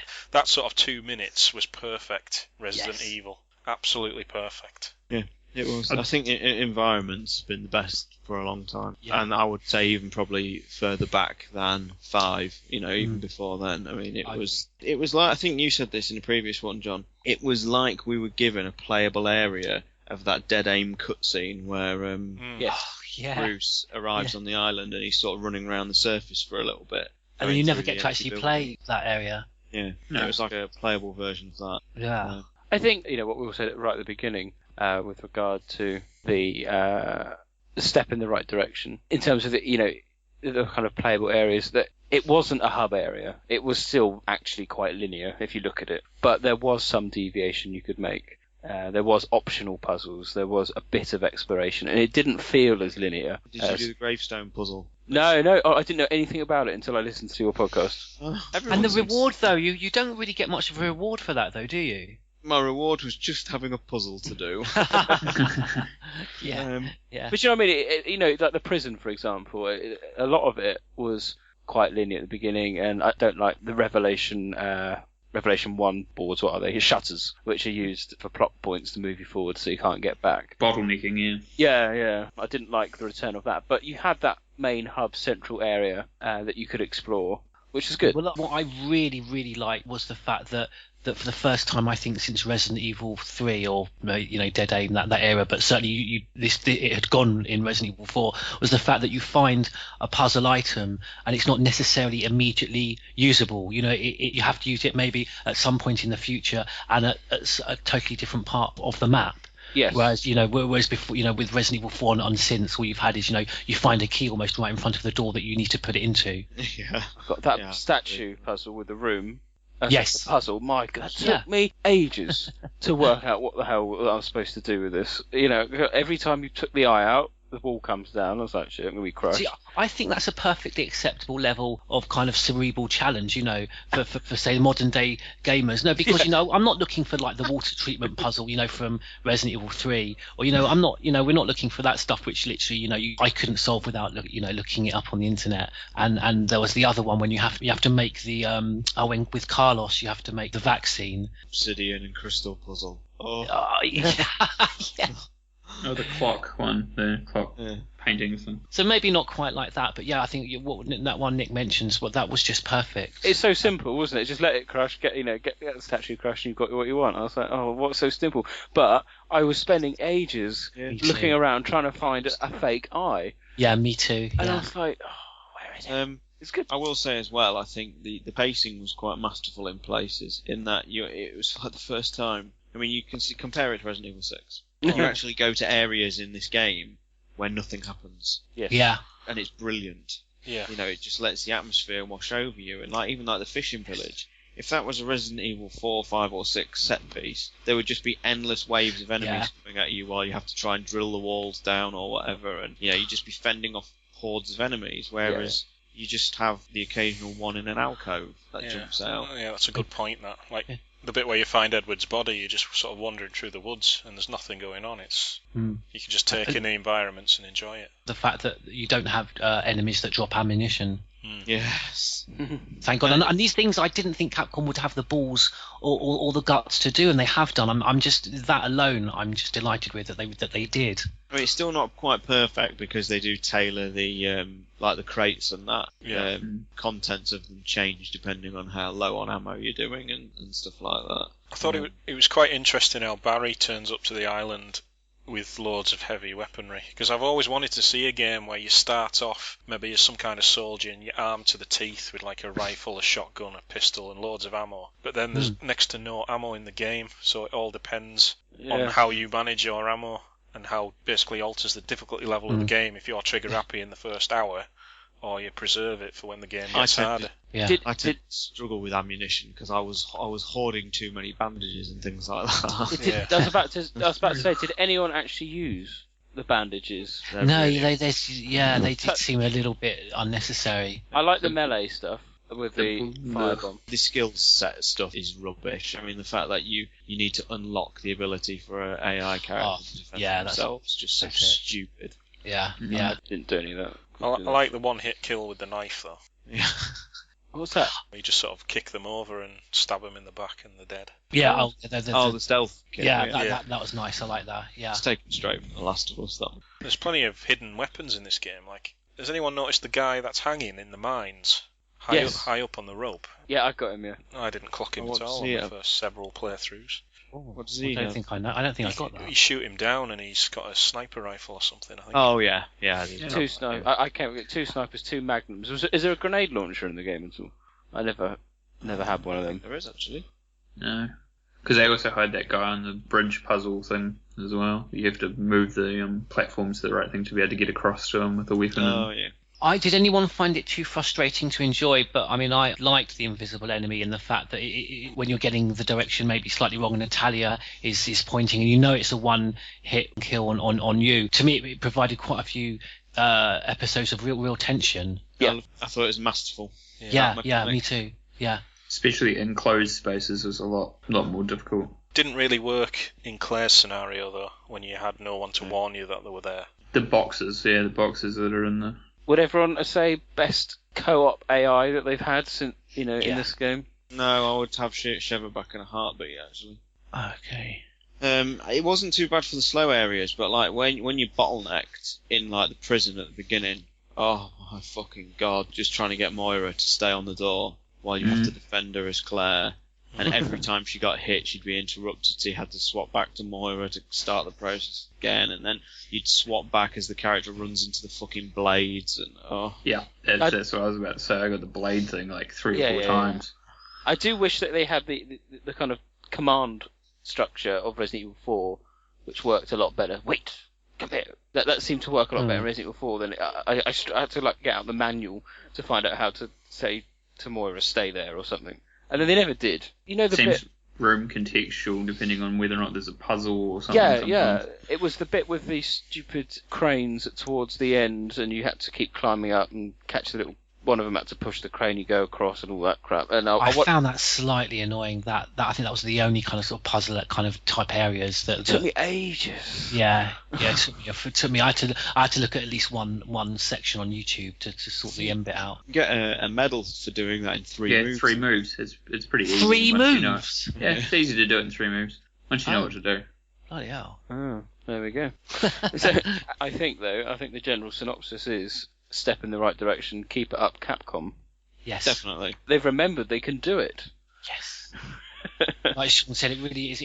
It's been a year of healing, and it really feels quite good, actually. All it needed for me was just a tighter story and a director who actually is invested in the story enough to actually give a shit as to whether it's plausible. Yeah. My other concern is that maybe some of the restrictions are based on the download and the budget, and that if this is done so well that they up the budget and then they're not so selective on their restriction. I mean, that's part of the problem with 6.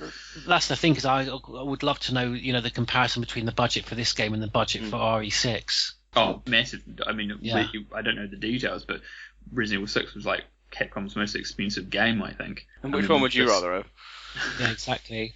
Okay, we've got a couple of call-ins as well. I thought that before we listen to those call-ins, if we can just do final thoughts and favourite moment in particular. We'll start with Stars Tyrant. And a mark out of 10 as well. We do it all in one big lump. It would just be the moments where we get to walk around the island. So I'll pick 2 moments. The fishing village as Claire and the rain-drenched streets as Barry. They're the 2 bits that sort of stick in my mind the most. So it's mainly the environment. And I'm going to give it a solid 8. Because I think I am really positive about it. The only bits I don't like are just some of the stupid turns in the story. So I'm going to leave another 2 points off the table to show Capcom there's still room to go yet. Romby?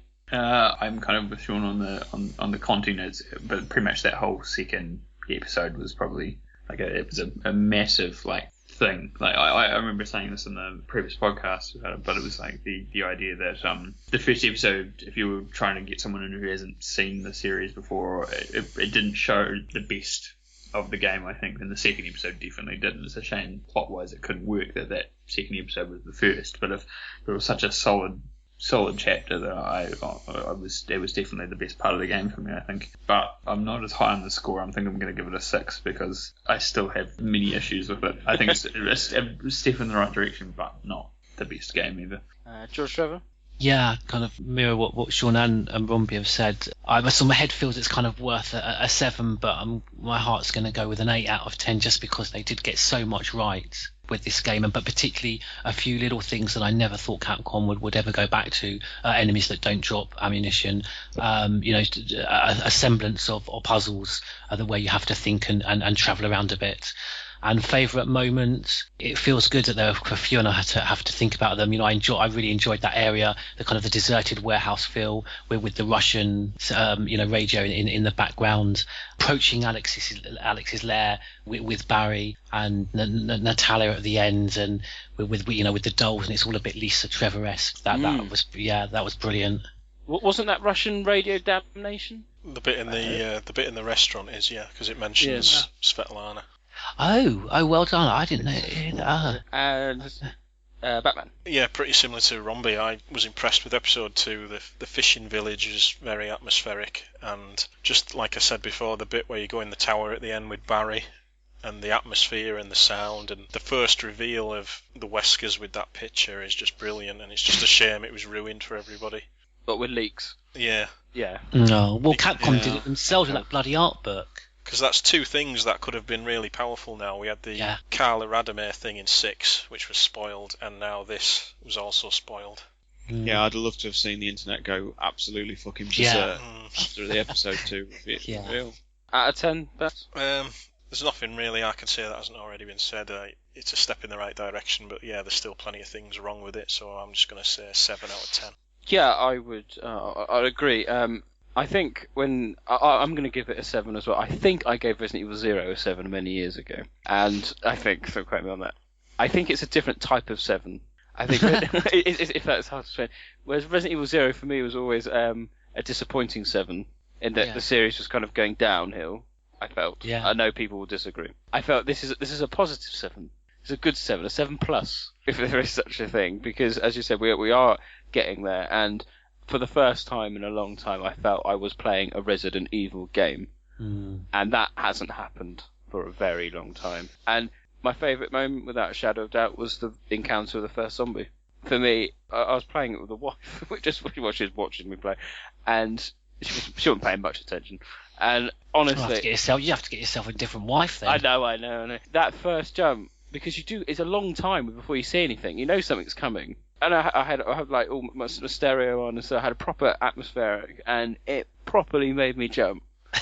And my heart was going for about a good 2 minutes afterwards. It's like, yes, this is it. This is good stuff. And it just set me up for the rest of the game, and it continued throughout. We had the atmosphere, we had more jump moments. Brilliant. So a positive 7 from me. So keep it up, Capcom. I was just going to ask if everyone thinks that this score is a reflective of the fact that we feel like this is only just because this is a step in the right direction, that we've basically been mistreated so badly, that we all feel a lot more positive about this than if it was just another sequel.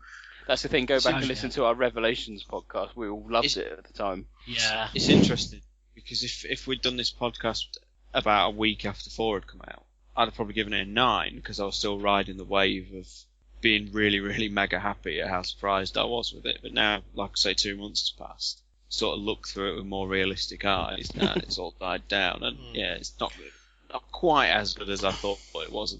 I'm still in happy mode, but I still enjoy it a lot. Be interesting to see how our opinions in a year's time. Yeah. Claire, open your eyes. Claire, wake up. Claire. Barry.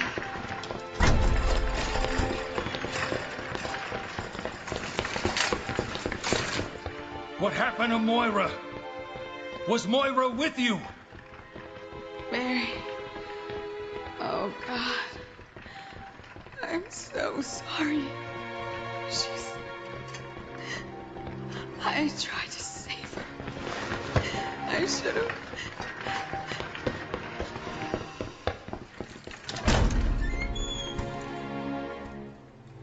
No. Moira. Why, baby?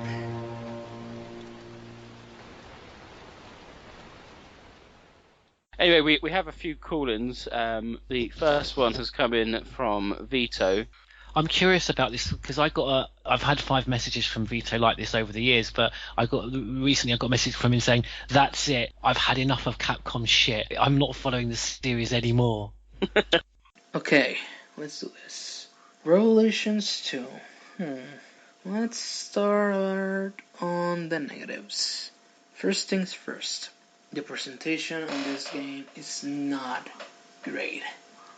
It's not bad, but it sure is disappointing. I cannot believe how many things are recycled in this game. They have recycled animations, recycled sounds, recycled textures, recycled scenarios, recycled this and that. It just brings the game down. Presentation wise, it's just not good. And yes, I know it's a budget title, but it shouldn't be an excuse to have this poor of a presentation. And I can totally forgive this if it wasn't for the stupid performance that this game has. At least on the PlayStation 3 version, this game ran like shit. Believe me or not, I counted at least 20 frame drops on one single chapter. Just not enjoyable. This really brings the game down. After beating the game, I immediately sold it. I'm not gonna play this version again. I hope that the PlayStation 4 version at least runs better. It has to run better. I cannot believe it can run like that. Has to run better. Another thing that annoyed me a lot were some enemies. There's an Ouroboros enemy that has an, what do you call it, an appendage on its stomach that instantly kills you if you get too close. That annoyed me a little bit, but not as much as those stupid invisible bugs that, oh my god. I have to switch to Natalia to see where it is. I switch to Barry. I aim, shoot. Oh, it moved. I have to change to Natalia again. See where it moved. Switch to Barry. Shoot it one time. Oh, it moved. Shoot it again. Oh, I missed. Switch to Natalia, etc., etc., etc. It's just not fun. I liked the implementation of Natalia and Barry's gameplay with the relevance. That was actually good implementation of this switch from the characters. Lastly, I know every Resident Evil game has localization problems, but this game, why did they have to implement callbacks in the dialogue if they don't have any sense? It doesn't have any sense that Claire speaks Steve's line in the game. It doesn't make any sense. It looks way off. A completely different Claire from past games. I know that in the Japanese version she's exactly like past games. I don't know what the fuck they were thinking. Well, at least she redeemed herself a little bit in the end with that helicopter scene. Absolutely love that scene. One of my favorite scenes in the series, especially because of the Barry dialogue. I know I'm contradicting myself, but I can forgive those two lines of Barry in that scene. They were really great. Well, now that I'm speaking about the positive things in this game, I'm so glad they brought Barry back.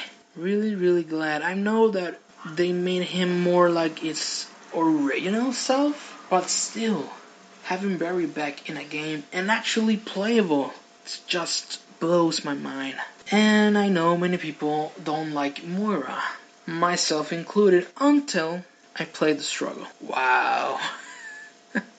One of the best episodes in this game, by far. The character development of Moira in this episode is amazing. It went from not giving a shit about her to actually liking her. It's just amazing.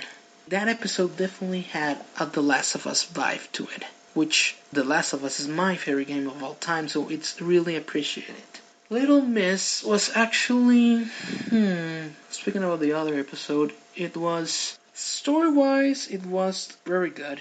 A different take on Resident Evil that no other game has ever done. But gameplay-wise, it was annoying. I know many people have spoken about this, but yeah, annoying. Still, it's worth it for the story, definitely. Now, speaking about the main episodes, they were great. Episode 3 was great for Claire, and episode 4 was amazing for Barry. The mansion setting, the mansion setting was amazing. It surpassed Lost and Nightmares, and it actually almost reached remake status. I definitely enjoy that part. I wished it was longer. I wish the game had a chapter select with each section, so be able to play each section of each chapter, because oh my god, that part was amazing. What else? Let's speak about Alex. Let's be clear about something. I don't have an issue of Alex being a woman. I have an issue about consistency, because we had an official source, which is Archives 2, that said that Alex Wesker was a man. I know that the writer of the book most likely put that information out of his ass, but still, it got published, it got accepted by Capcom. To me, it was 100% canon. And for me, especially, Alex Wesker being a woman, it's a recon. I'm sorry, News, but that's my opinion. But apart from that, I really enjoy her. Was a really good character. The only issue I have with her is that, well, she died. The real Alex Wesker died.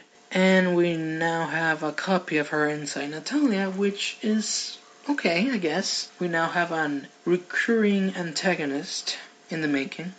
And I'm really hoping to see what the story goes on from here. We have the family, we have Jake, we have Natalix, and I don't know. I hope they can mix all those three things together and give us a great Resident Evil 7. Or 8. I'm not really expecting Natalix to be in 7.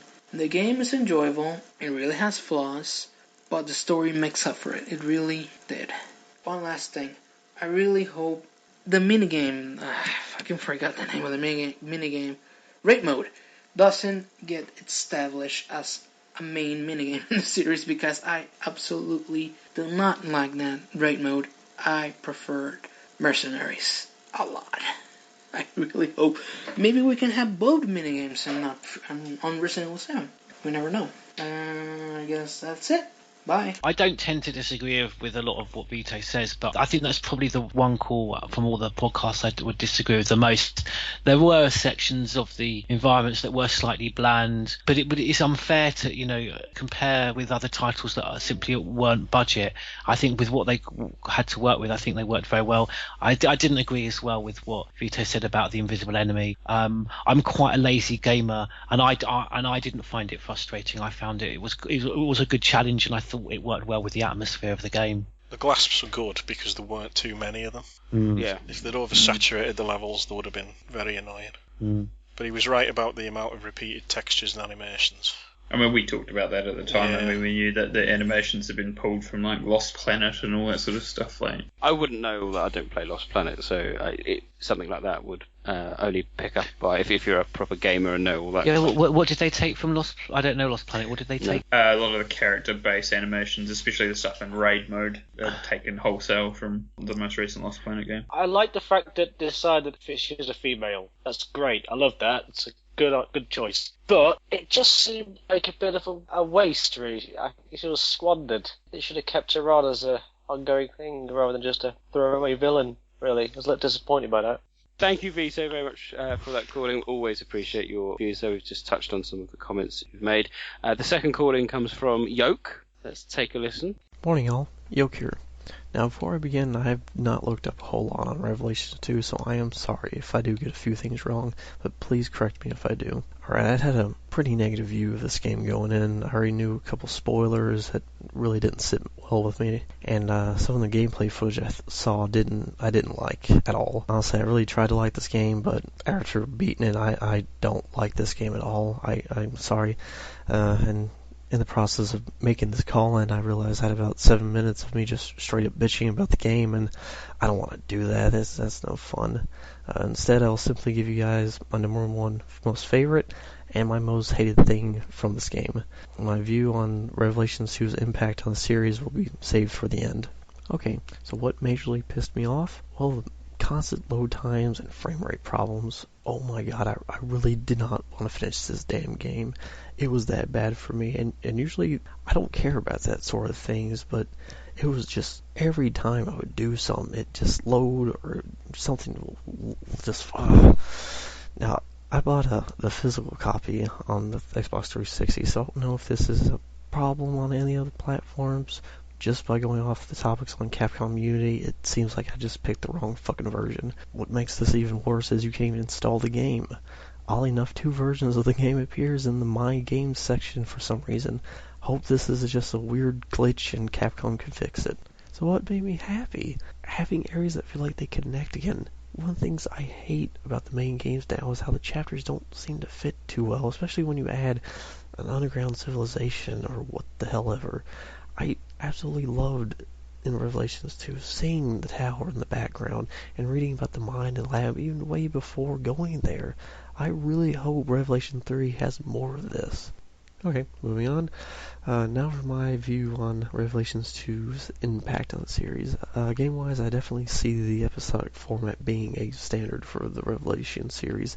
I'm not sure if they would risk doing that for Resident Evil 7, but with the arcadey feel the series has now, I think it would work better this way.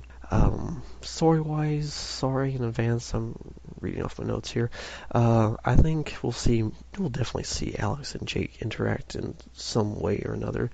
I just hope it's not awkward because I've read a few really fucked up ideas that may happen.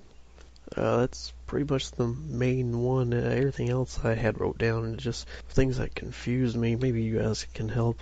See, the whole deal with Moira, Claire, and I guess Natalia right now, because I don't understand how they can just run around like they are right now, because I'm assuming Claire and Moira are superhuman, and I would think they would be doing tests on everyone, and I would think a certain government would want to have them under their care, like Sherry and Manuela. The Foley family. It seems like they're going to be in every Revelations game. I hope there's actually a purpose to them, and they're not just Capcom's attempt at mimicking the Carmines from the Gears of War series. And Tricell, I don't want them to come back as Neo Tricell, but I want them to come back, because it's weird to have that ending for Revelations 1 and that little passing line at the beginning of Revelations 2. And as for Alex's future plans, I guess she wants to be God and make the world totally Kafka-esque. I really have no idea what she wants to do. I would think she would have the same goals as Albert and Spencer, but unless it's a translation error, she calls Ouroboros an abomination. Why? Isn't that pretty much the virus she would make anyway? What's so bad about it? Did she see Neil's mutation and go, well, fuck that, I ain't using it? Well, that's pretty much it for me. I hope this was of some use to you guys. Take care. Well, thank you, Yoke. Thank you, Yoke. A slightly negative look at Revelations 2, whereas we've been all fairly positive, but... Yeah, it's interesting because I think Yoke, from what I remember, he kind of likes the survival horror and the older games and remakes. So I was expecting him to have a few positive things to say about it. Not a fan of the episodic. I agree with that. He makes an interesting point how the first Revelations ends on a sort of semi-cliffhanger that Tricell might come back, and yet the opening line of Revelations 2, yeah, Tricell are dead. Yeah. Well, we heard that before, Resident Evil 4. Yeah. God body up the intro. Right, well, thank you all very much for your calling. It's always welcome. We'll keep everyone up to date with any other podcasts that we're going to do. But with that in mind, we can now move on to our finale, which is this podcast edition of Neptune's Biohazard Quiz.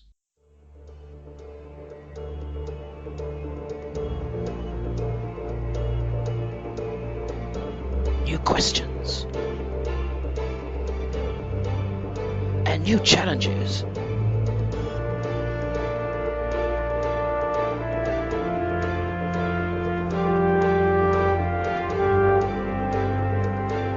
Each broadcast, a new quiz to test the resolve.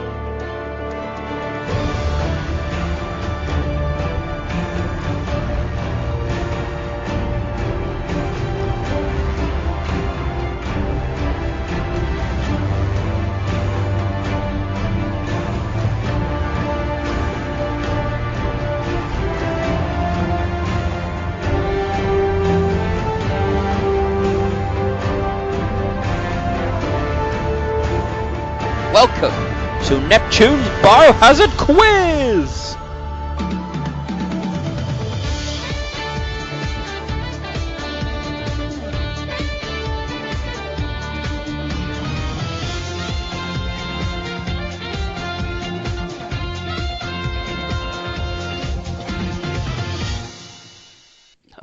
quiz. Oh, yes.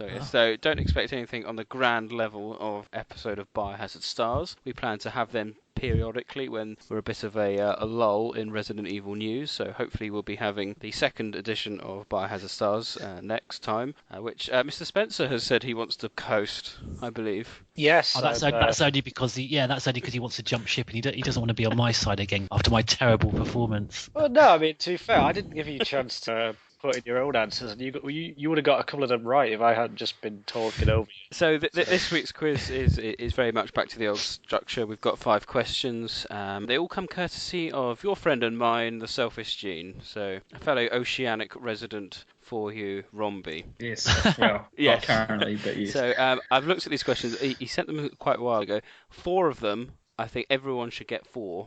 Question 5, the bummer. This will really test your knowledge. So if everyone wants to clear their desktops, you can open up Notepad. Question number 1. What is the name of the G-Virus vaccine that Claire can synthesize in Biohazard 2? I was just talking about the puzzle before. Question number 2. What rank did Billy Cohen achieve in the US Marine Corps? This is building up to something horrible. Question 3. What is the name of the serum that Chris and Sheva used to subdue Wesker in Resident Evil 5? We were talking about it earlier. So that needs to be exact. Question number 4. What is the name of the hand that Jill can craft by combining handgun parts A and handgun parts B in Resident Evil 3 Nemesis?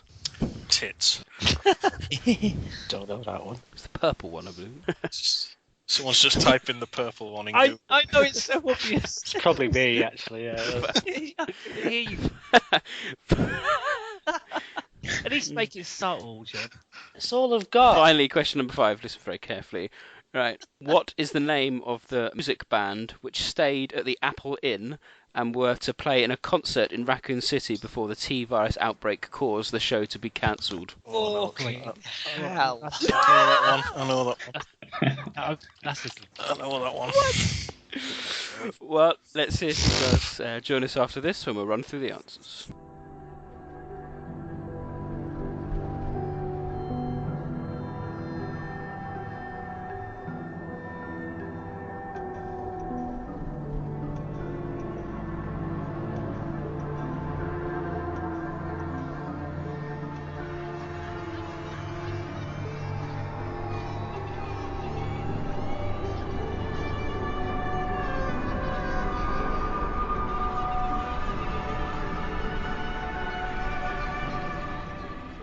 So this is the most confident. I think I've got the most I've ever had in a quiz. So question number 1 was, what is the name of the G-Virus vaccine that Claire can synthesize in Biohazard 2? George Trevor, what did you put? I think this is the first relatively decent answer I've ever got. Is it Demon? It's the Demon vaccine. I have the answer here. Mr. Spencer? You were sort of right, Paul. You were in the right ballpark. Devil. Gone for Devil. Fuck. Yeah, All in caps. Devil. Stars Tyrant. Oh, shit. I got Devil. Romby? Oh. Yeah, I've got Devil as well. And Batman? Devil. The answer is, of course, Devil. So unlucky there, George Trevor. Question number 2. I was so confident as well, wasn't I? Question number 2 is, what rank did Billy Cohen achieve in the US Marine Corps? Romby? I think it's like Lieutenant or Lieutenant Junior grade or something like that. I can't remember. I may have the civics here. I believe he was first lieutenant. Okay. Batman? Lieutenant. George Trevor? I have this dialogue from Rebecca right at the end where she says it's not lieutenant. It's lieutenant. She just says lieutenant. Is it? It's not first. No, I think lieutenant. And she says. I've got Lieutenant Billy Cohen. Points for all that. Lieutenant is the answer, or ex-lieutenant, because obviously he was discharged. But yes, lieutenant. Well done. So question 3 was, what was the name of the serum that Chris and Sheva used to subdue Albert Wesker in Resident Evil 5? I need this exact. We'll start with Mr. Spencer. PG67AW. That's all that comes to mind. Sheva's voice. But probably wrong. Impressive. Batman. Yeah, PG67AW.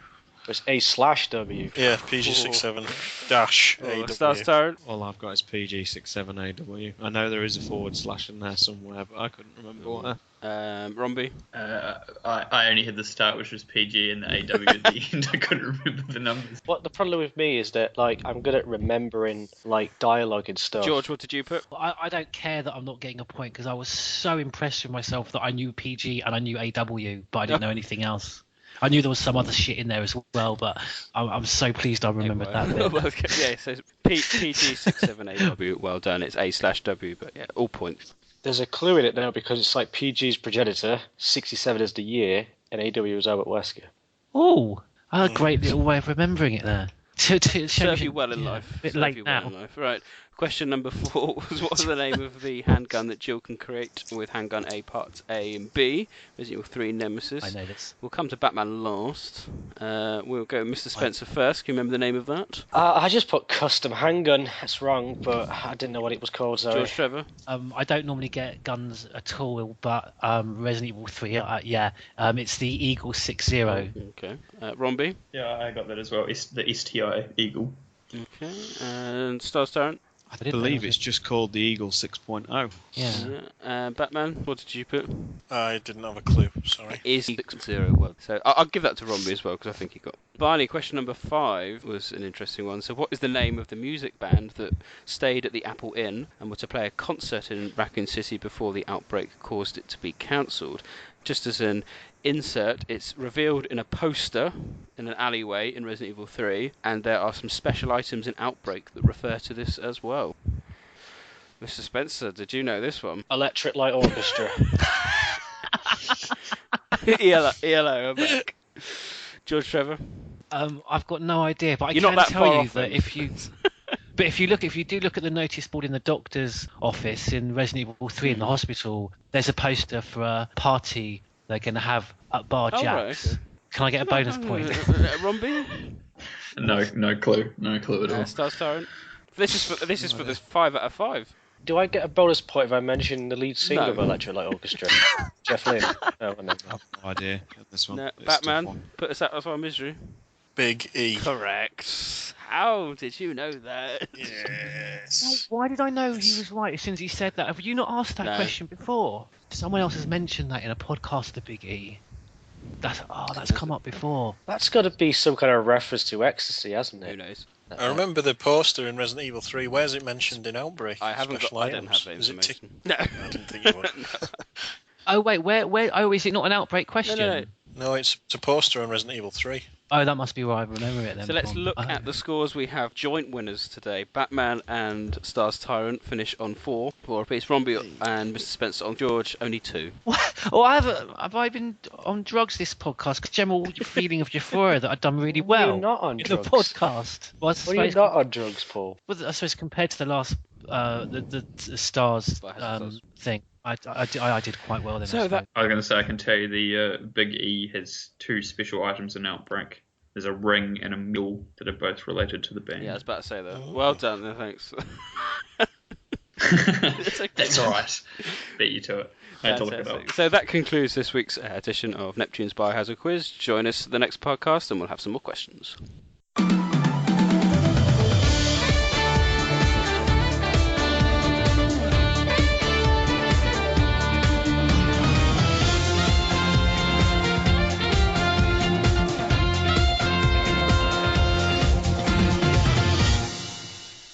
Yeah. So we are bringing an end to our Revelations 2 podcast. I hope everyone enjoyed it. Moving forward, as I said earlier, I think we're probably going to be doing another Biohazard Stars kind of mini podcast quiz type thing. I think it went down quite well. We had at least one person saying it was good, so that's good by our standards. So, Who said it was good? You. So no, I will put it out there. If you want to host, we're trying to do guest hosting. So if Vito, for example, wants to host, feel free. Like and Robinson. I want Star. Newsbot to host it, so I'm putting it out. After watching after listening to the last one, I've been part of the last one, I'm certainly more than happy to be the host for the next one, if that's Fantastic. all right You've got with to do a lot anyone. of prep. So, in terms of actual kind of substantive podcasts, then I'm not quite sure where we're at. So there's no new games on the horizon. E3's around the corner. Whether we'll have Resident Evil 7 reveal then, we may do. That's only next month, I believe. Resident Evil too soon for Resident Evil 0 HD reveal. Yeah, we could reconvene for 0 HD. Who knows? So. Wouldn't mind looking at separate ways if anyone's up for that. Oh, interesting. Yes. We've not really given Resident Evil 4 a lot of love on these podcasts, No. have we? No, And separate ways is definitely the best thing about it. There's a reason for that, though, John. I don't know. Maybe focus on Ada Wong as that podcast. Maybe past appearances and. Hey, that's an idea for podcast ideas. we could do specials, I suppose, on studying the history of individual characters. Yeah. So we have like an Ada Wong version, we have an Albert Wesker. Let's do a Jill one, John. You could, yeah.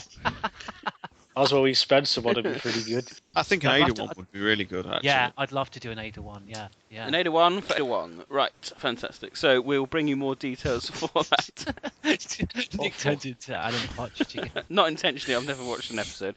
So, on that note, it is goodbye from me, Neptune. Goodbye from me, the Batman. Goodbye from me, Stars Tyrant. Goodbye from me, George Trevor. Goodbye from me, Rombie. And it's goodbye from me, Mr. Spencer.